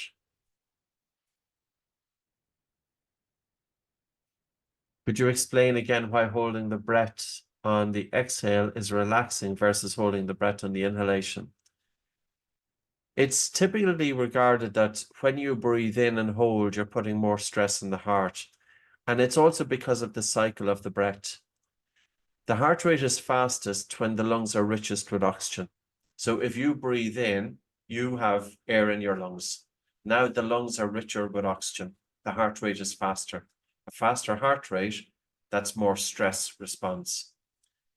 The heart rate is slowest when the lungs are richer in carbon dioxide. And the lungs will be richer in carbon dioxide towards the end of an exhalation or holding the breath after an exhalation. So it's also thought that when you breathe in and you hold your breath, that you're putting more pressure on the heart. But if you breathe in and breathe out, just a normal breath out, and then you hold your breath, there's less pressure on the heart. So I think it's more the cycle of the breath. The breath in is more sympathetically driven, more of a stress response because the vagus nerve is stepped back. The best way to think about it would be a racing car driver. So a racing car driver will always have one foot planted on the accelerator, regardless. And what they do is when they need to, they put the foot to the brake. So if they come up to a corner, they don't lift their foot off the accelerator. Their foot is always planted on the accelerator, but they'll hit the brake at the corner and the brake will slow them down. During inspiration, the foot is taken off the brake. There's an acceleration in the heart rate. During the exhalation, the foot is planted on the brake. Does that make sense? In terms of the effect of the vagus nerve. So, just going to see if I have any more questions. Sorry, 1 second there. I often find to still exhale a bit after. Yeah, don't worry, Barbara. Some people do it. Just the key is to have a relaxed exhalation and then hold your breath. Don't worry about doing any of these exercises absolutely perfect, because it doesn't matter. You know, that's why always a passive approach is best. How do you ensure that your Buteyko patients don't overcompensate for feeling air hunger? Like sometimes they do. So sometimes you find that they have contractions of the diaphragm. They're interfering too much with their breathing. They're not doing a relaxation. The air hunger is too strong. this is our job, is to spot it and to explain it, you know, that you want to have an air hunger that's comfortable for you. So pay attention to how your student is breathing. You don't want to see involuntary contractions of the diaphragm. If you have an involuntary contraction of the diaphragm, where also do you see it in the body? You see it in the throat. So your throat is linked with the diaphragm. So if you might see it more with young children, they hold their breath, and as they're holding their breath, you'll see that it's almost looking at that they swallow more, because as they're doing a long breath hold, they have involuntary contractions of the diaphragm, and the diaphragm is mechanically linked with the throat. So the contractions of the diaphragm, you can see it in the throat. So pay attention to the throat, pay attention to how regular their breathing is. So it's really about observation. Look at their faces. That's how, like, I can remember people with panic disorder. They didn't look calm, put it that way. They didn't look calm. So, you know, ideally, when you're doing the light and slow breathing, it induces a relaxation response. If your client is looking as if the life has been scared out of them, you know then that you have to dial it back a bit. You have to tell them to take a rest. And the reason being is because of the air hunger. The air hunger is brilliant. It's absolutely amazing, but it can also get you in trouble. So that's why we have to give it tailored. Okay, 5 seconds. Take a normal breath in through your nose and out through your nose and pinch your nose and hold for 5, 4, 3, 2, 1. Let go, breathe in through your nose and to breathe normal for 10 to 15 seconds. So you're breathing normal for 10 to 15 seconds. And again, take a normal breath in through your nose and out through your nose and pinch your nose and hold. 5, 4, 3, 2, 1. Let go, breathe in through your nose and to breathe normal for 10 to 15 seconds. Okay, you all feel comfortable with that? Okay, we stop at that exercise. Then I go on to exercise number 5A, which I found to be an amazing exercise also with panic disorder, because the air hunger is so controlled and it's involving physical movement. So I typically go from exercise number 6 to exercise 5A. I do the breath holds first to give people a kind of gentle exposure to air hunger, and I want to see how are they doing with it. So now what I would like you to do is to stand up. So for you to stand up, and whenever you're ready, I would like you to breathe in through your nose and to breathe out through your nose and to pinch your nose and hold your nose and walk holding your breath for 3 paces. So walk holding your breath for 3 paces. And then to let go, but to breathe in through your nose and then stop. Again, it's very, very gentle. Now, you could have the person, all right, if they feel more comfortable kind of walking a few paces, then it wouldn't really matter. But it is a bit easier if you stop and then allow your breathing to recover before you do the next breath hold. So again, whenever you're ready, take a normal breath in through your nose and out through your nose and pinch your nose and hold and walk holding your breath for 3 paces. So it's 3 paces. So it's a controlled dose of air hunger. It's very controlled. It's for a short time. So never be afraid to change the dose or the duration. So we're starting off a very small dose for a very short duration. We'll do this a few times.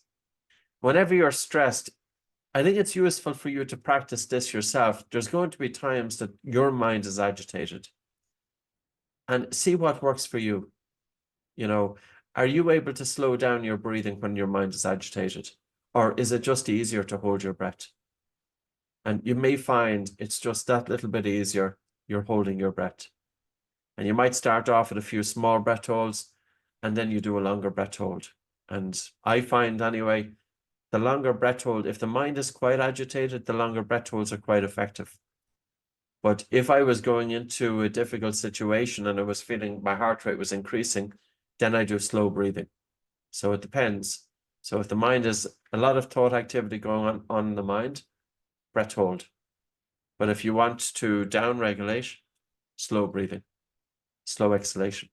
And again, take a normal breath in through your nose and out through your nose and pinch your nose and hold your breath for 3 paces. So you're holding your breath for 3 paces, and then to let go, to breathe in through your nose, and then to breathe normal for 10 to 15 seconds.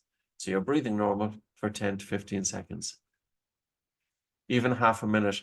Could be even a half a minute with this one, depending on the person.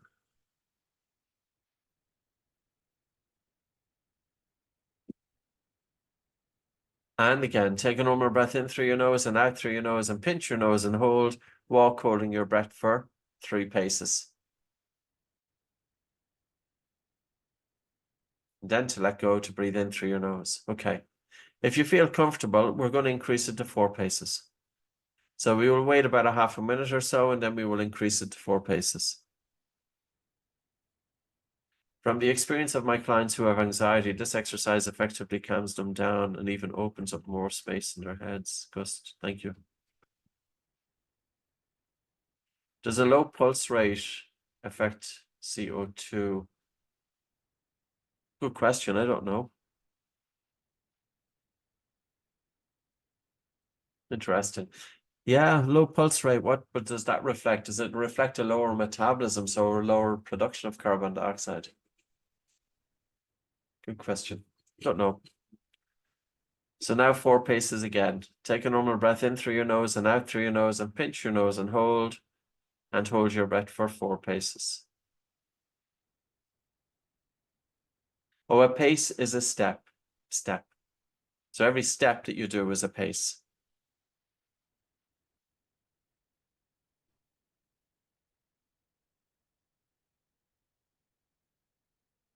So now we wait for about a half a minute, and we will do 5 paces. And with this exercise, you could increase them to about 10 paces or so. So the dose is a little bit stronger than the small breath holds. So how about 5 paces now, whenever you're ready? Take a normal breath in through your nose and out through your nose, and pinch your nose and hold, and walk holding your breath for 5 paces.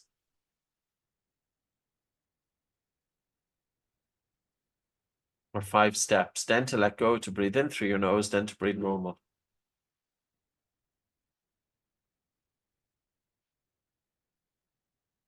So you're just breathing normal now.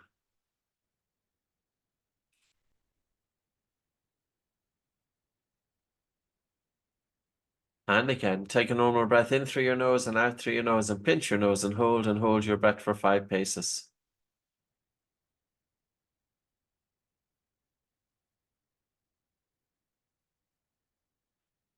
Then to let go, to breathe in through your nose and to breathe normal.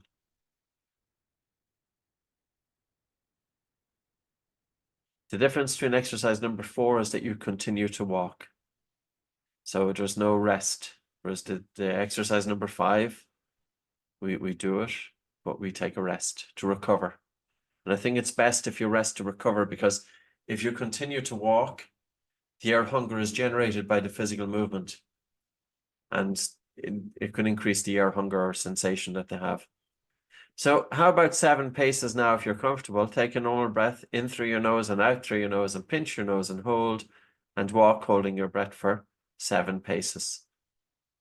So you're walking, holding the breath for 7 paces. Then to let go, but to breathe in through your nose, and then to breathe normal.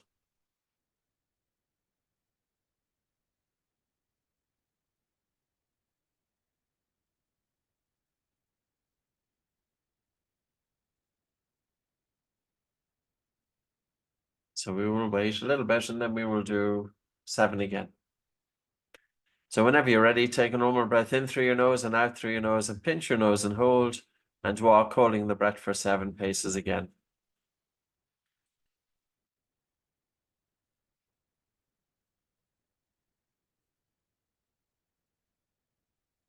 If you have a copy of The Breathing Cure, you'll get a lot of in-depth information. Pretty much everything that I was talking about, you'll find it in that book. I think you receive it anyway, do you? Yeah. So now what we will do is we will increase it to 10 paces, but give the choice to the client. And, always say to them, listen, we'll give it a go. If it doesn't feel right, we'll just dial it down. It's almost as if you want to challenge them slightly. because you want them to experience the air hunger to desensitize them to it. So whenever you're ready, take a normal breath in through your nose and out through your nose, and pinch your nose and hold the breath for 10 paces.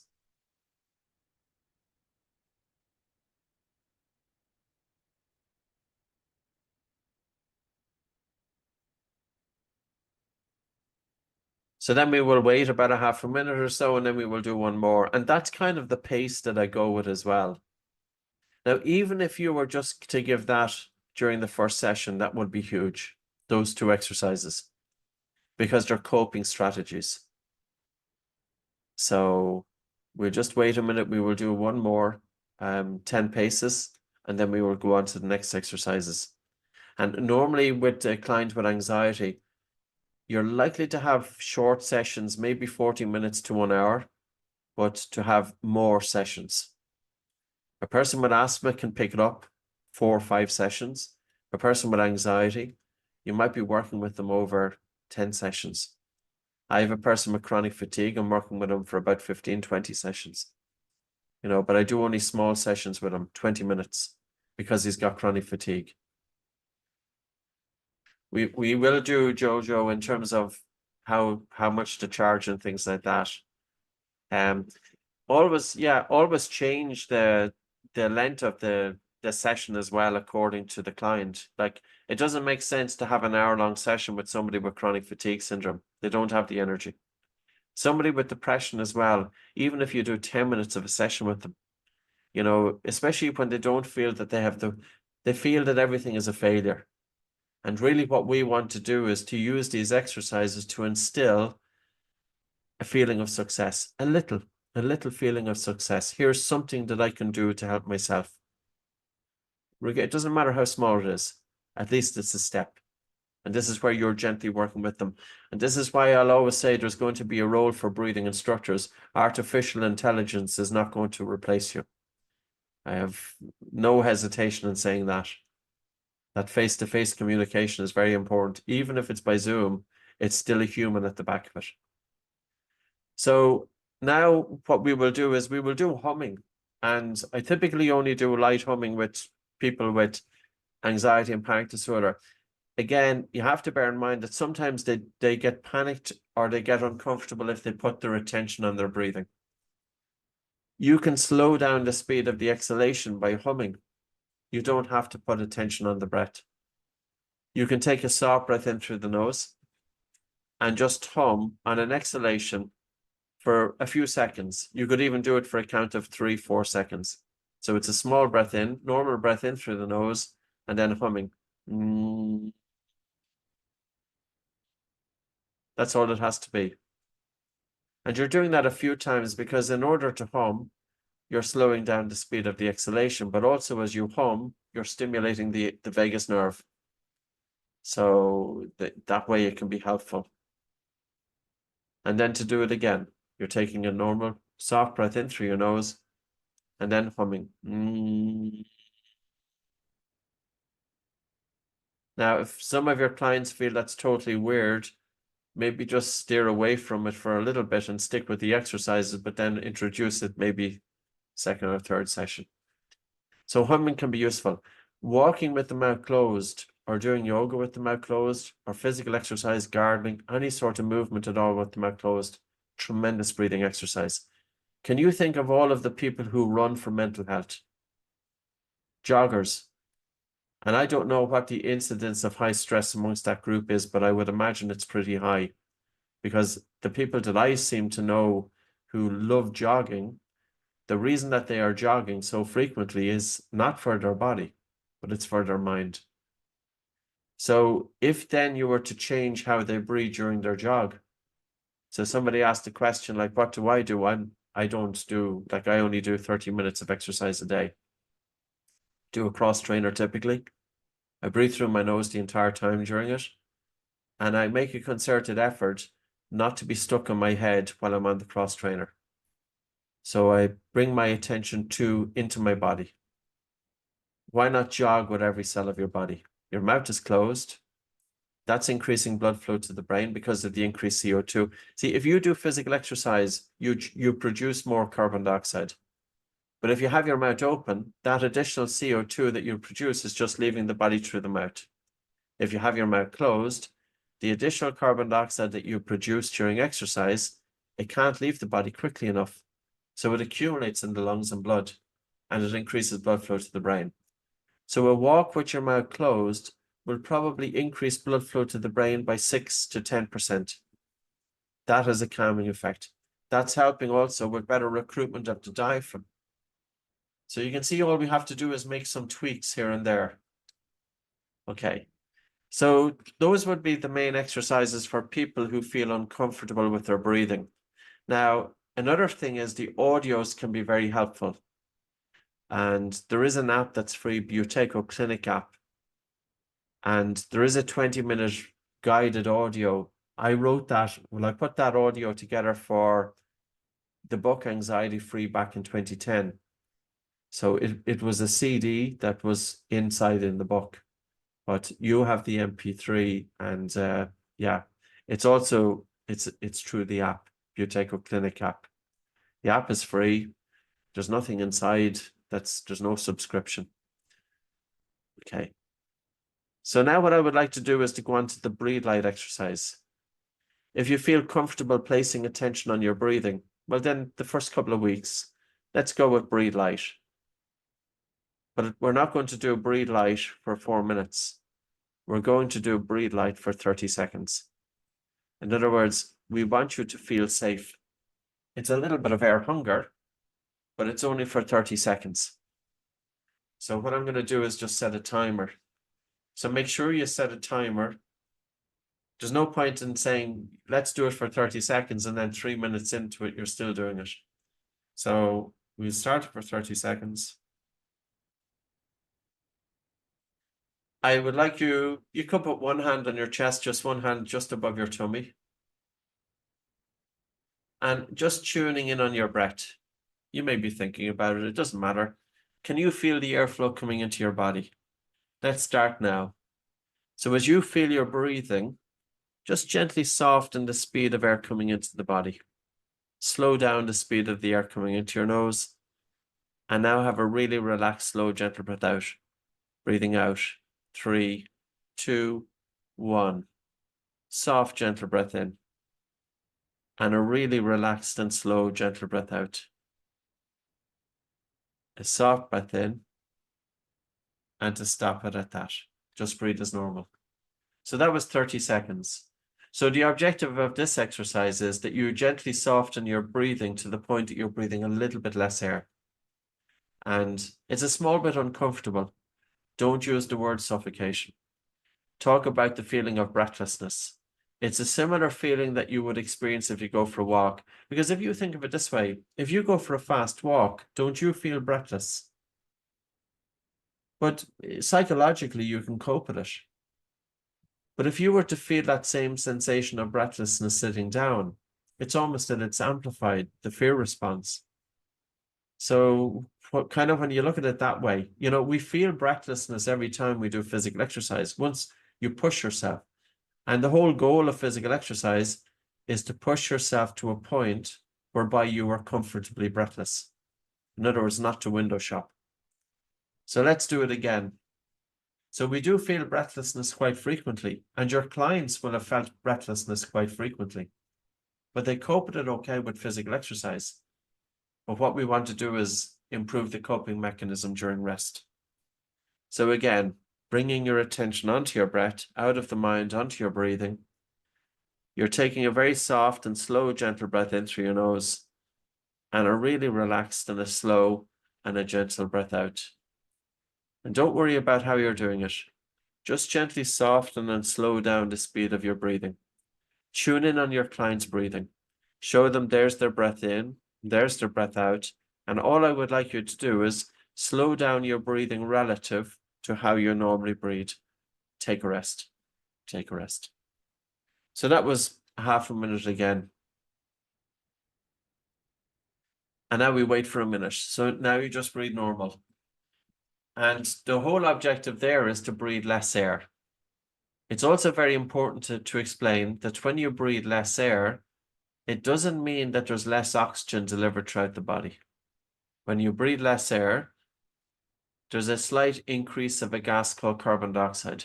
Very, very minimal increase. Even though you feel the air hunger, because the body is so sensitive to CO2, carbon dioxide doesn't increase by all that much for you to feel that air hunger. Now, most of your panic disorder patients or clients are going to understand that they have been instructed in the past, if they get panicked, to breathe in and out of a brown paper bag. So this time what I'm going to have you do is I would like you to cup your hands.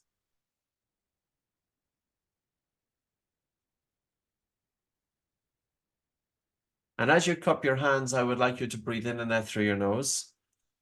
And this time, I'd only like you to soften your breathing, but we're going to do it for 45 seconds. You don't really have to do much with this. Just tune in on your breathing patterns and just gently soften your breath, even if it's by about 10%. So you're breathing in through your nose a little bit softer, and then you're having a relaxed and a slow and a gentle breath out. So all it is a soft breath in and a relaxed, slow and gentle breath out. So the objective here is to soften your breathing by about 10% to the point that you feel a little bit breathless. I need you to feel the same way as if you're going for a walk. So about 10 seconds more. So if you can continue with it, if you're comfortable with it, just gently soften your breathing for about 10 seconds more. So you will feel slightly breathless. Now to take a rest of that. The question in terms of, do I repeat the exercise in each session? Yes. Yeah. Even 15 sessions that I'm doing with chronic fatigue, same sessions. I actually only teach 2 main exercises because with chronic fatigue syndrome, it's really about dysregulation of the autonomic nervous system. If I go too hard with the exercises, I will floor him. So it's about really for the body to tell the brain that he is safe. And 1 or 2 sessions into it, I then was asking him, I said, how are you doing? And I says, I'm not doing the exercises. And I said, what do you do during the day? He's got chronic fatigue syndrome. Like he's not mobile. So, like he's time in his hands. And he says, well, I kind of sit down and I rest.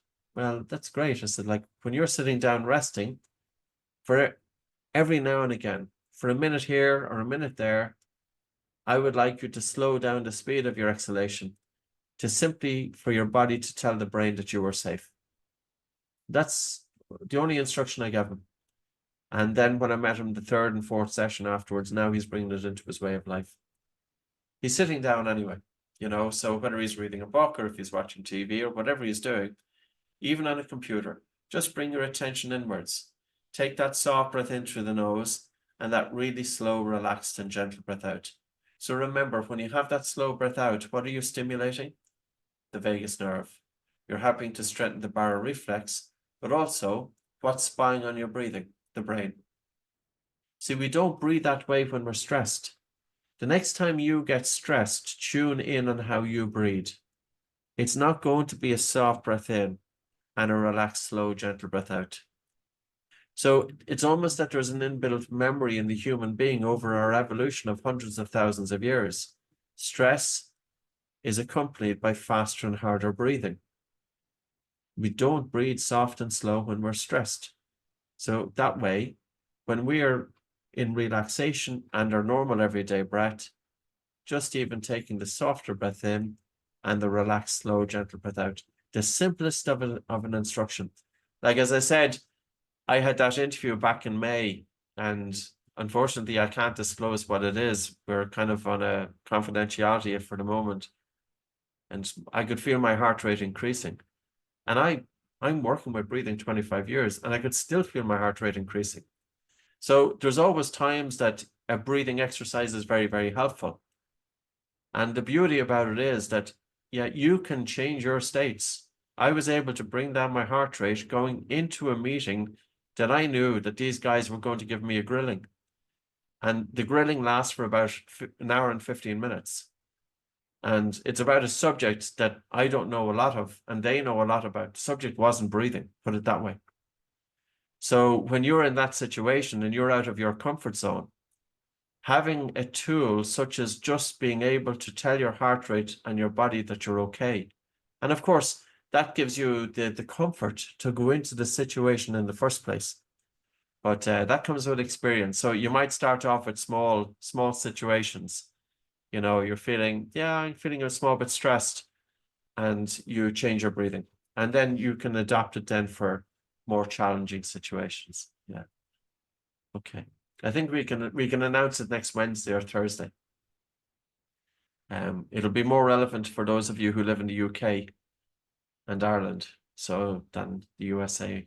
But okay.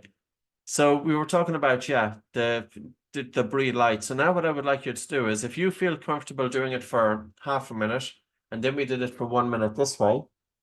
Now what I would like you to do it is 1 minute with your hands on chest and tummy.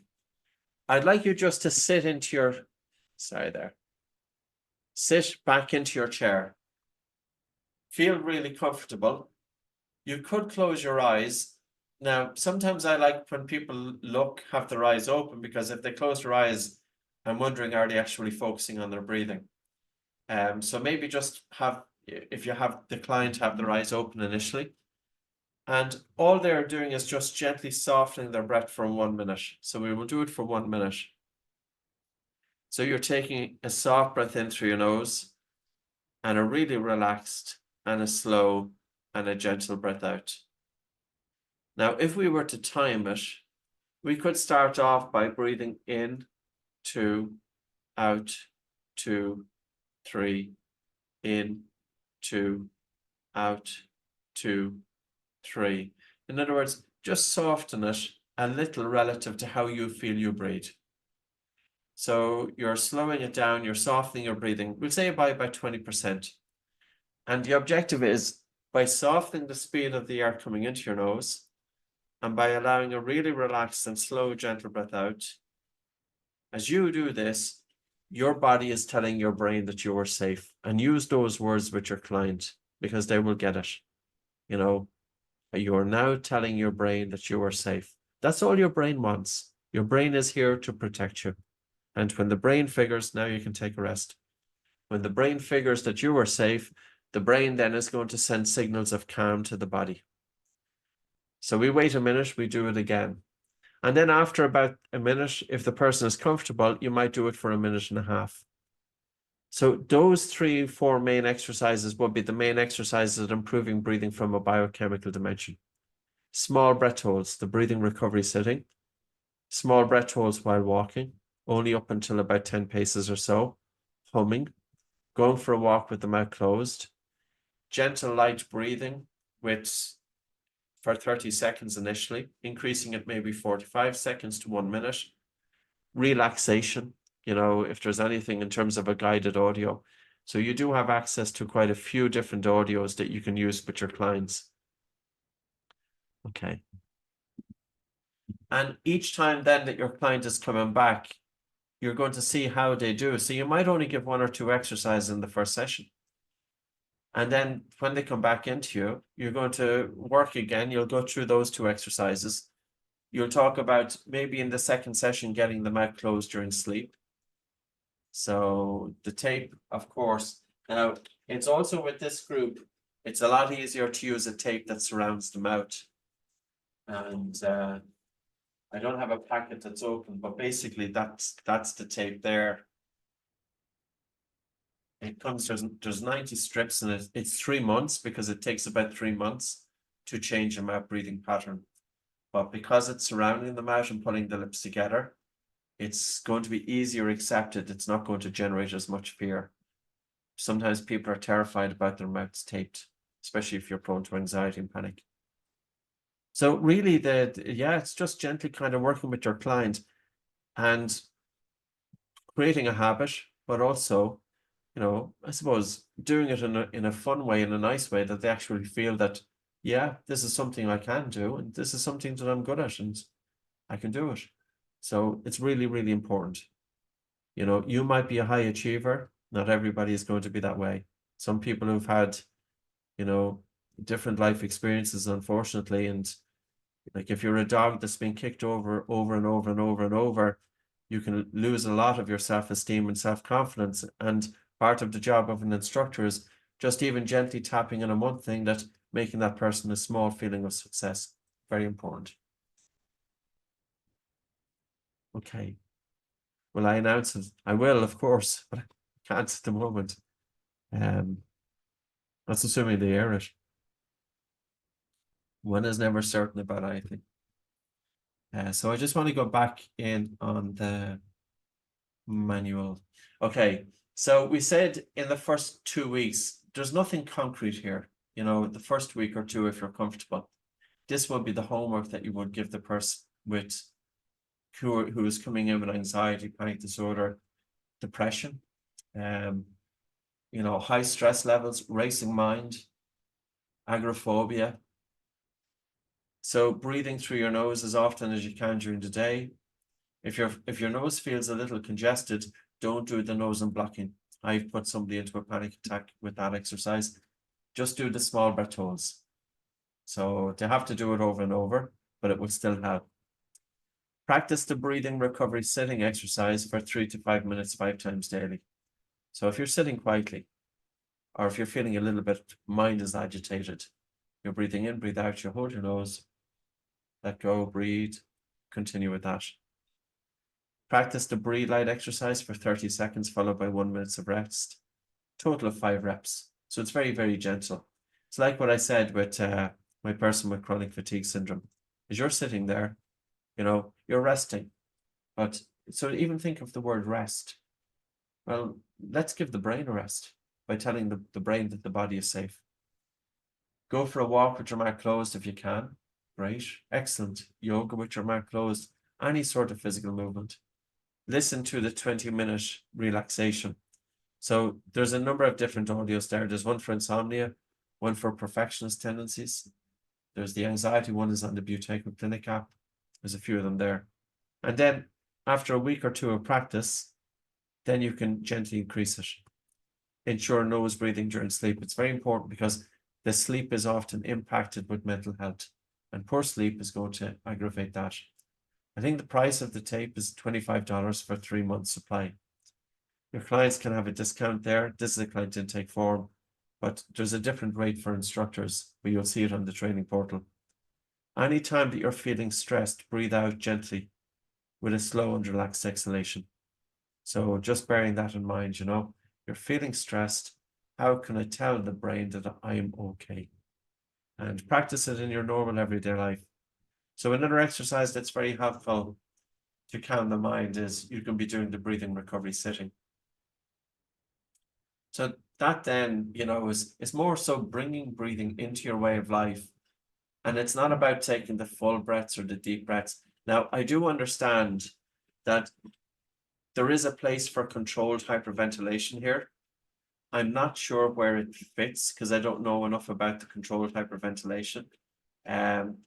But say, for example, sorry, I'm trying to change the screen here to gallery. If you think about when a person has a panic attack or a hyperventilation attack, how does their breathing change? They go into hyperventilation. This is terrifying because it would bring on symptoms of dizziness, confusion. There's reduced blood flow to the brain. They're all over the place. And if, for example, you were doing hyperventilation controlled, there is a place for it. But again, the dose has to be controlled. And this would be when you're encouraging your student maybe to breathe in for 5 or 6 full big breaths so that they feel safe in a state of controlled hyperventilation, so that if they have hyperventilation outside of it, they can recognize the symptoms. Does that make sense? Now, that wouldn't be part of the Buteyko method, but it would be part of some breathing protocols whereby they used controlled hyperventilation. So that could be important. I think it's much more important for me anyway, when I'm working with my clients, is to improve the underlying breathing pattern. You know, so improve the controlled pause, and doing it very, very gentle. So there's 2 things that we really kind of hone in on. One is we spend as much time giving the right exercise and guiding the person along, but we also spend as much time how do you develop it into a habit? You know, because the exercises are out there. They're all out there. So people could just read a book and get them from a book. So they don't need you necessarily for the exercises. They need you, that you are gently holding them and they feel comfortable doing the exercise because they know they have you, that if they have any questions or feedback, you're always there for them. So that's important. Okay. So this is the client intake form. They have the instructions. Now, if somebody gets into a panic attack, there are a few exercises that we do. We don't always know which ones will work. I've seen and I've used breathing recovery sitting, and it's helped people having panic attacks. I've also used the hands covering the face because that's the idea of the brown paper bag, and breathing nose slow and low. So the whole objective is do the opposite to how you would breathe during a panic attack. So if you feel the first symptoms of a panic attack coming on, and normally during a panic attack, it's a terrifying experience, the feeling of suffocation, the person thinks they're going to die, their breathing is speeding up, the tidal volume is increased. We want to do the opposite. We want to breathe nose, we want to breathe slow, we want to breathe low. You could time it, but as I said, don't go from 20 breaths per minute down to 6 breaths. So maybe we will do a breathe slow exercise without air hunger, because that's important. And this time what I'd like you to have is your hands either side of your lower ribs. So if you have your hands either side of your lower ribs, so I would like you to breathe in for 2 seconds and out for 3 seconds. And all you're doing here is as you breathe in, your lower ribs are gently moving out. This is deep breathing in the true sense of the word. Do it nose, do it silent, do it slow, do it low. So nose, silent, slow, low. Okay.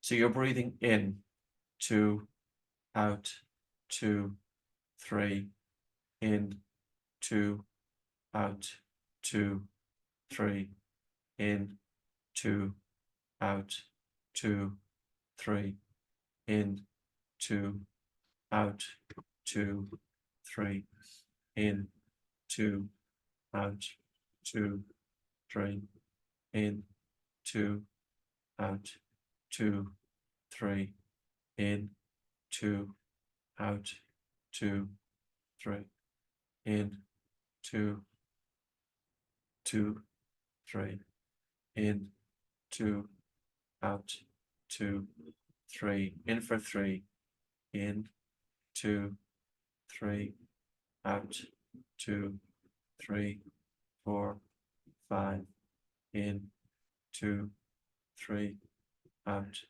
2, 3, 4, 5, in, 2, 3, out, 2, 3, 4, 5, in, 2, 3, out, 2, 3, 4, 5, in, 2, 3, out, 2, 3, 4, 5, in for 4, in, 2, 3, 4, out, 2, 3, 4, 5, 6, in, 2, 3, 4, out, 2, 3, 4, 5, 6, in, 2, 3, 4, out, 2, 3, 4, 5, 6,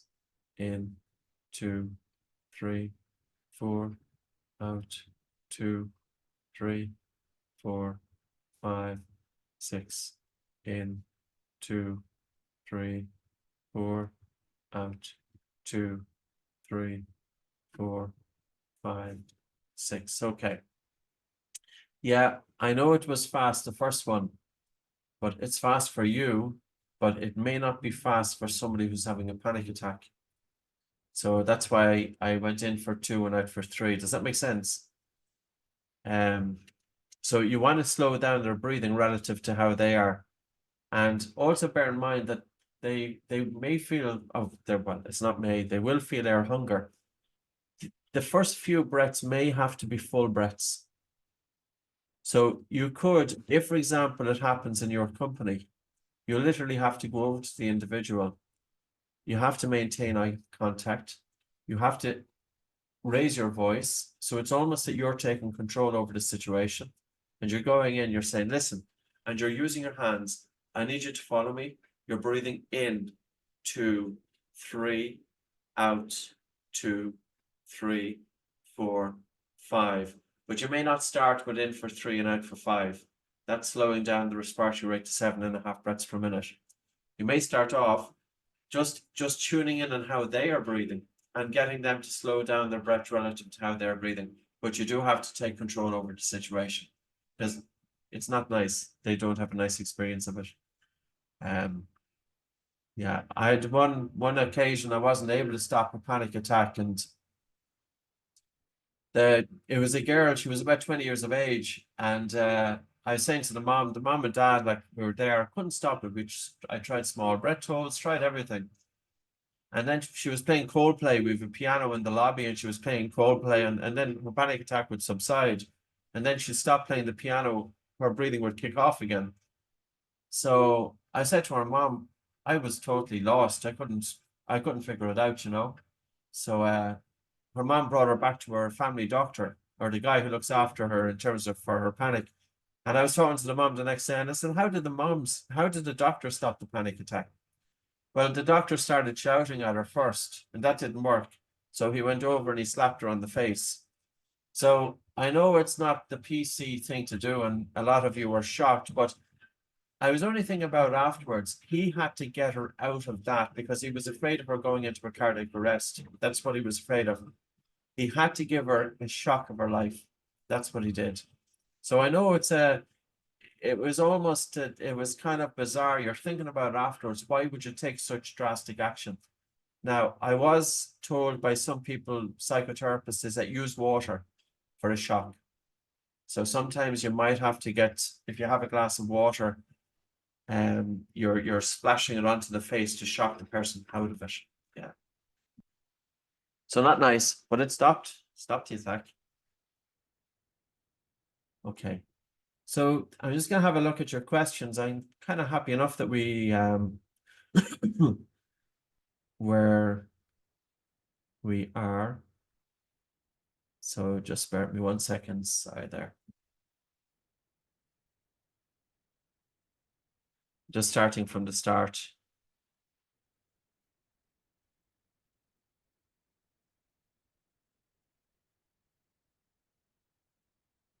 Yeah, so what Patrick was saying there, in one of it will depend in terms of the autonomic nervous system. It depends on if you're tall, if you're short. Like the variance is between 4.5 and 6.5 breaths per minute. So a good average is probably about 6 breaths per minute. But again, it's not just focusing either on the 6 breaths per minute. It's also looking at the other stuff, tidal volume.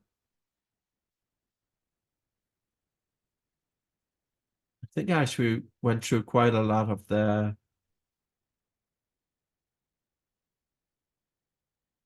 just going through the questions. In Jojo, in terms of what we charge and things like that, that'll be the last session, sorry, because it kind of I cover all of that then anyway. How often is optimal to have sessions with your clients? Lucia, normally we would do about 5 sessions, but with some clients, you could be doing 10 sessions, 15 sessions. So it's going to depend on the client, and it will also depend on their progress, how well they are understanding it. And you could be working one-to-one. Very often I work with I don't use one-to-ones too often now, but groups would be is better again. So 5 sessions with small groups. Would it be okay to make a translation? It would be, Barbara. My only request would be if you make a translation of it, then if you can make the translation available to us, so then we can give it to our own instructors or anybody with the same language. That would be great.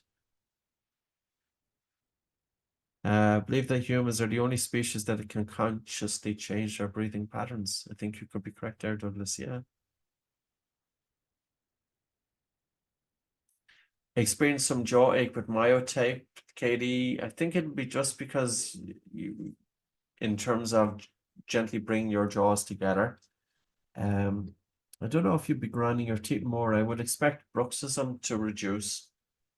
You know, normally, like the only people that we have to be keeping an eye on are people with moderate to severe obstructive sleep apnea who are obese.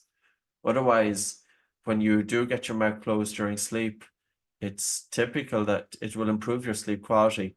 And if your sleep quality improves, grinding of your teeth during sleep should be reducing. So I would think it's more so maybe you're clenching, but yeah, it's unusual. Like, well, it could be just initial, just with the position of the jaw, but I wouldn't expect it to be long term. I taped across my mouth last night and I still managed to breathe through my mouth. Might have something to do with my cold. So again, it can just take a little bit of work. But, yeah, it's just a matter of reapplying it, just continuing with it. How much do you talk about what caused the anxiety panic disorder apart from breathing? I don't talk about it at all, Judy, because I'm not equipped with it. You know, I'm only here to teach breathing exercises. So, yeah, so it's outside of my field. While exercising, why do I really feel cold air in one nostril? Experience, yeah, there are irritant receptors inside in the nose and in the nasal airway, and they can be irritated by the cold. I'm not sure why you're just feeling it in one nostril rather than the other. Maybe the other one is well, that should be dilating during physical exercise. Don't know. Casper's line is meet them where they are. Casper's based in Denmark. He's a breathing instructor. I heard Jack Cornfield talk positively in a podcast about doing holotropic breathing, sustained hyperventilation. Yeah, so I think I kind of touched on it, Pete. In terms of holotropic breathing, I think was it Stan Graf? So he was working with people with anxiety and stress, etc., using LSD. And when LSD was outlawed, when it became illegal, well, then he couldn't prescribe LSD. So instead, he was prescribing holotropic breathing. Now, there's two ways of looking at it. Holotropic breathing is hyperventilation. You're giving the person a taste of what they would experience during a hyperventilation attack. So when they do have a real attack, they're not going to be as terrified by it because they've already felt those symptoms and they're comfortable with it. The other thing is that the hyperventilation could be causing almost, it's difficult to know what's happening, you know, the explanations. I don't know if anybody knows what's going on there, that it's almost like a reset. Now, that's one aspect of it. But we've also these breathing exercise on this side. So that's where we're coming in. You know, so there's going to be a role for both. My comfort lies more on doing what I know, and that's these exercises here. And because I've worked with people over, 2 decades with these exercises.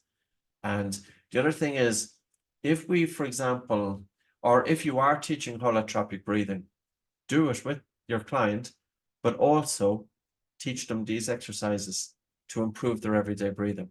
One of the issues that you may have with holotropic breathing is that if you are doing sustained hyperventilation for a half an hour, that could it increase the sensitivity to carbon dioxide?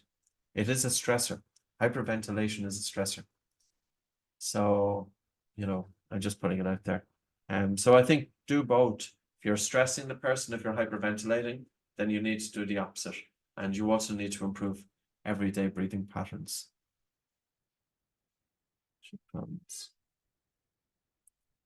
Okay. So I'm just going to go into briefly the training portal because we're not back now for a few days. Sure, we're not. The 5th, is it, or something like that? Yeah. So just bear with me 1 second. So I just want to walk you through the training portal a little bit so that you're comfortable with it.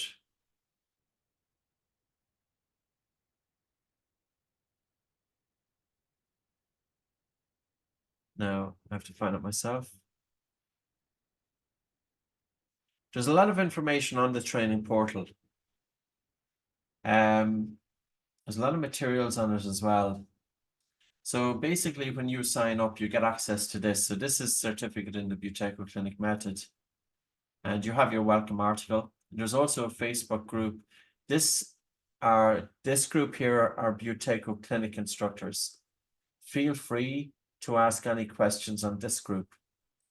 There is another Buteyko group, but what I would say is don't ask your questions on that group, because what has happened in the past, you might have a new instructor, they put in a question in on this other group, and they were getting attacked by instructors on that group. Like, who were you as a breathing instructor asking that question? This kind of stuff going on. So join you can join any groups, join the other group as well, but any questions that you have, ask them only on the Buteyko Clnic group, because that's our own instructors and we moderate that ourselves. And we have no problem with people asking questions. I think it's important for you to ask questions. But it has been unfortunate. Some of our new instructors got upset with the other groups because when they put in a simple question, there's a couple of strong personalities on it. And it's embarrassing because they're putting it out in the group as, but anyway. So that's the Facebook, and also Tina's there for you all the time. She's really, really great with the instructors. You'll always get her, certified at buteykoclinic.com. If you feel that we're not getting back to you quick enough, then drop either Anna an email or drop myself an email, and we'll get back to you. So you have the training manuals here. This is the live class schedule. You can come back in on any of these. The link stays the same. So the next training is in July, and then there's one in October. You can come back to any of these. There's no extra charge. So you're currently attending this one here. And then you can say, well, say, for example, if you're working with your clients March, April, May, and then you're thinking, God, I kind of need a refresher, jump in July. You don't need to do the whole thing. You can if you want, but it's there for you. So always feel, that if you want to come in. The recordings of the live classes are here, but also you have the audios up in Dropbox. So I only uploaded the second one today because I was traveling. So Anna will have it up there fairly soon for you. So you have class 1, class 2 isn't up there, and I'll get class 3 to her hopefully fairly promptly. The audios could be useful because you could download them onto your phone and maybe play it while you're driving if you're stuck in traffic or whatever. We have a refresher meeting every month, and the schedule is here. So typically we meet up as a group of instructors. Now, we had a long COVID meeting that was on the 20th of January. Our next meeting, we've got 2 dates, 31st of January, so in about 6 days' time. There's a meeting at 10 o'clock in the morning, London time, and we've also got a refresher meeting at 4 o'clock. You're really welcome to come along to any of these. This is a mixture of all of our instructors. Typically, there's only about 50 or 60 instructors come in, but they ask questions. So it can be helpful because, I suppose, but you can see the dates of them there. So we have a monthly refresher meeting, and then they are recorded. So you'll see the previous ones are recorded there. The exams, in order to do the exam, it's very important that you watch this video. It's 2 hours. It will save you a lot of work. So if you watch this video, then it's a lot easier to do the exam. You could start the exam in the next few days if you have time. So it's multiple choice. You have to complete it in one sitting. And I think there's 130 questions. If you don't have the time to complete it in one sitting, what I would say is copy it and paste it into a Word document. Complete it inside the Word document. And then open up the Word document when it's completed, and then just transfer your answers in here. So if, for example, you feel that you can't do it in one sitting,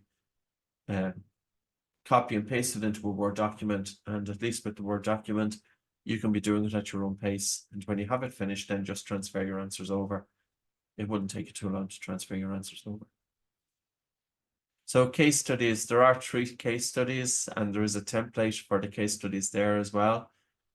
This is really just to see how comfortable are you with the exercises, what exercise are you recommending to your clients, what did you do, how did your client do, etc.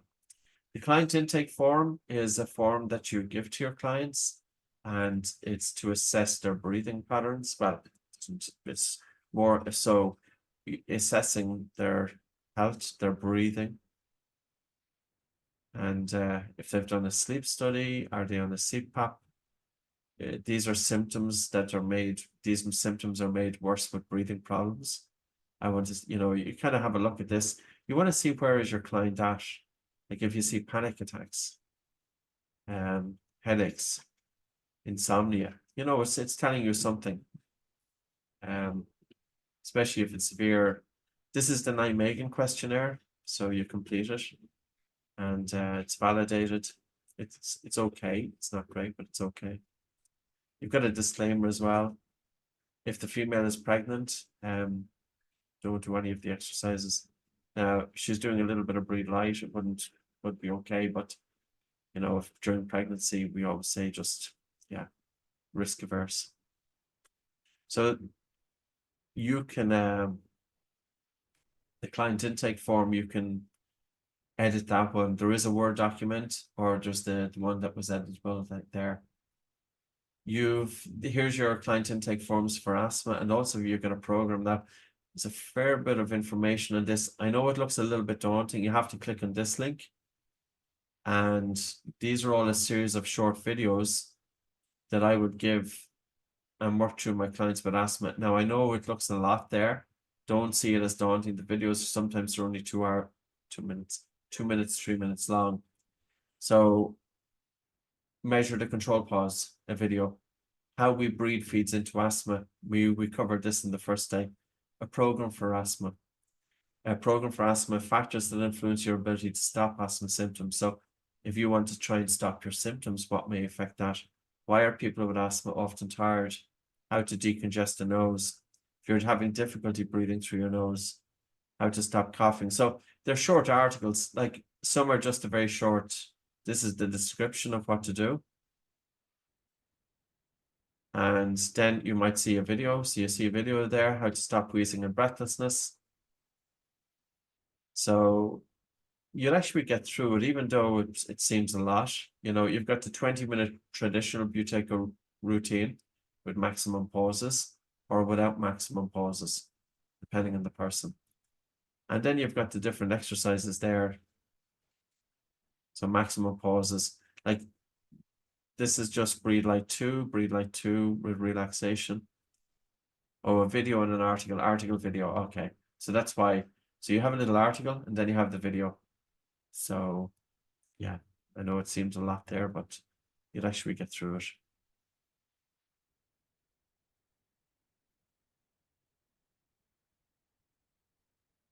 So then you have the client handout for respiratory conditions, and then working with anxiety and panic disorder. This is Buteyko mindfulness method. So I recorded this about 12 years ago. I think 10 years ago. And it was my idea of bringing the two together, and they were actually quite popular in fairness at the time. Like we had about 3,000 people attend these very short 2-hour sessions around the country. So, because a lot of people at the time, they weren't, you see, I look quite a bit different there as well. That's what age does. So that's an hour, and you'll have different ideas there. I'm only talking off the cuff. So insomnia, snoring, sleep apnea, all of that is there. Working with children, children theory. And these are little presentations that we're doing at the moment. Atomic focus for children. So we will be covering the children's training soon enough. And we're in the process of actually improving these and working on these. So these are presentations that you can edit, like the PowerPoints, and you can add your slides or do whatever. And it's really about kind of getting it to children. So remember, my friends, use your nose, let the air flow smoothly. That's how it goes. Breathing through the nose is the way to be. It helps you feel healthy and even look pretty. So we're calling it Atomic Focus Kids. So there's going to be presentations for children 5 to 8 years of age, 8 to 12, and then 12 to 18 years of age. You have the myotape, which we spoke about. You have the Buteyko Clnic app, a very simple app. We have a much more detailed app called Oxygen Advantage.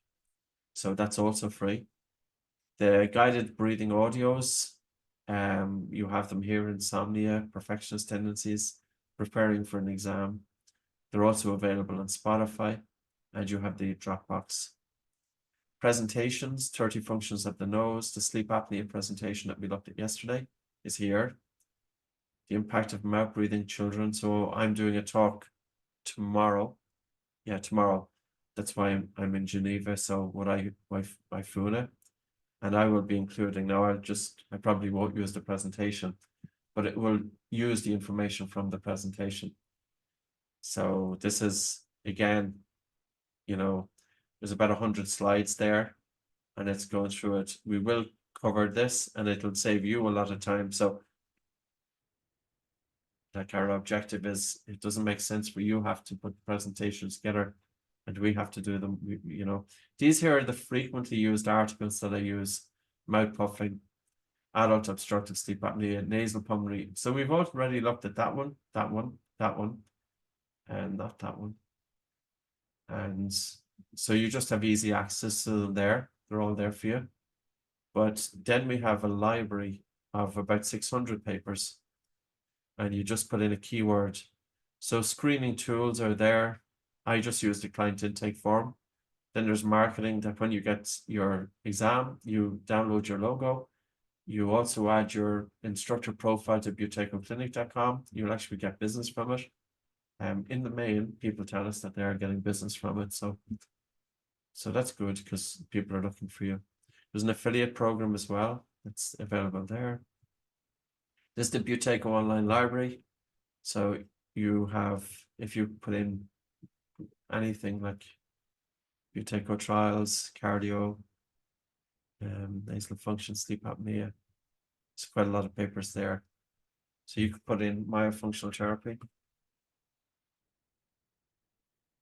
Oh, it's not working, but myofunctional. So you put in myofunctional therapy, and then you will find a series of articles then related to myofunctional therapy. Or you could put in sleep apnea, and it'll automatically then pull together articles there for you. So the effect of playing a wind instrument or singing on the risk of sleep apnea. Mouth closing to improve the efficacy of mandibular advancement device in sleep apnea. How many nights are really needed to diagnose obstructive sleep apnea? Good question. 1 in a horrible room. That's normally what's done. So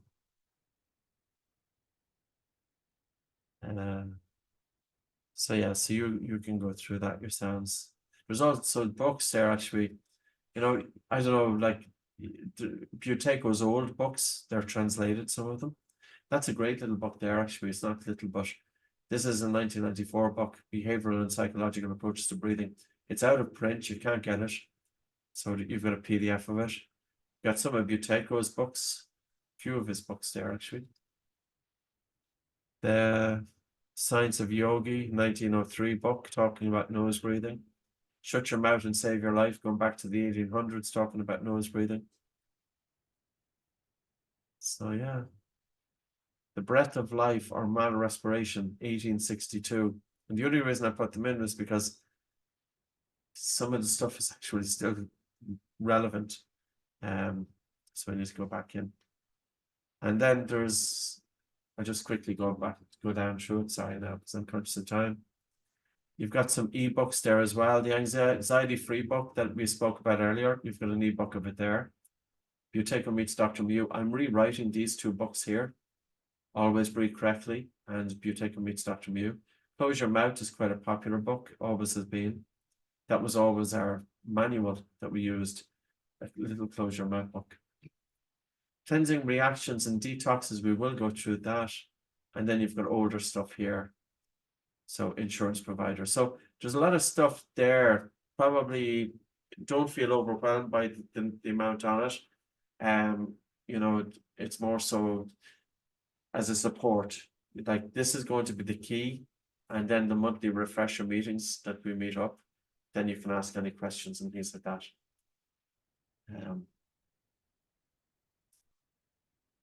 So Katie, it was actually after about 2 months of mouth taping, but I had an increase in stress situation, which may have caused, it may have, you know, what can happen is stress will tend to cause clenching during the day though. And it's sleep disorders which tend to cause it during sleep. So if you feel it was stressed, could you have been unconsciously clenching and you're not aware of it? And that's putting the pressure. So it may not be happening during your sleep, especially if there's stress there. But stress can impact your sleep anyway. So it could be the relationship.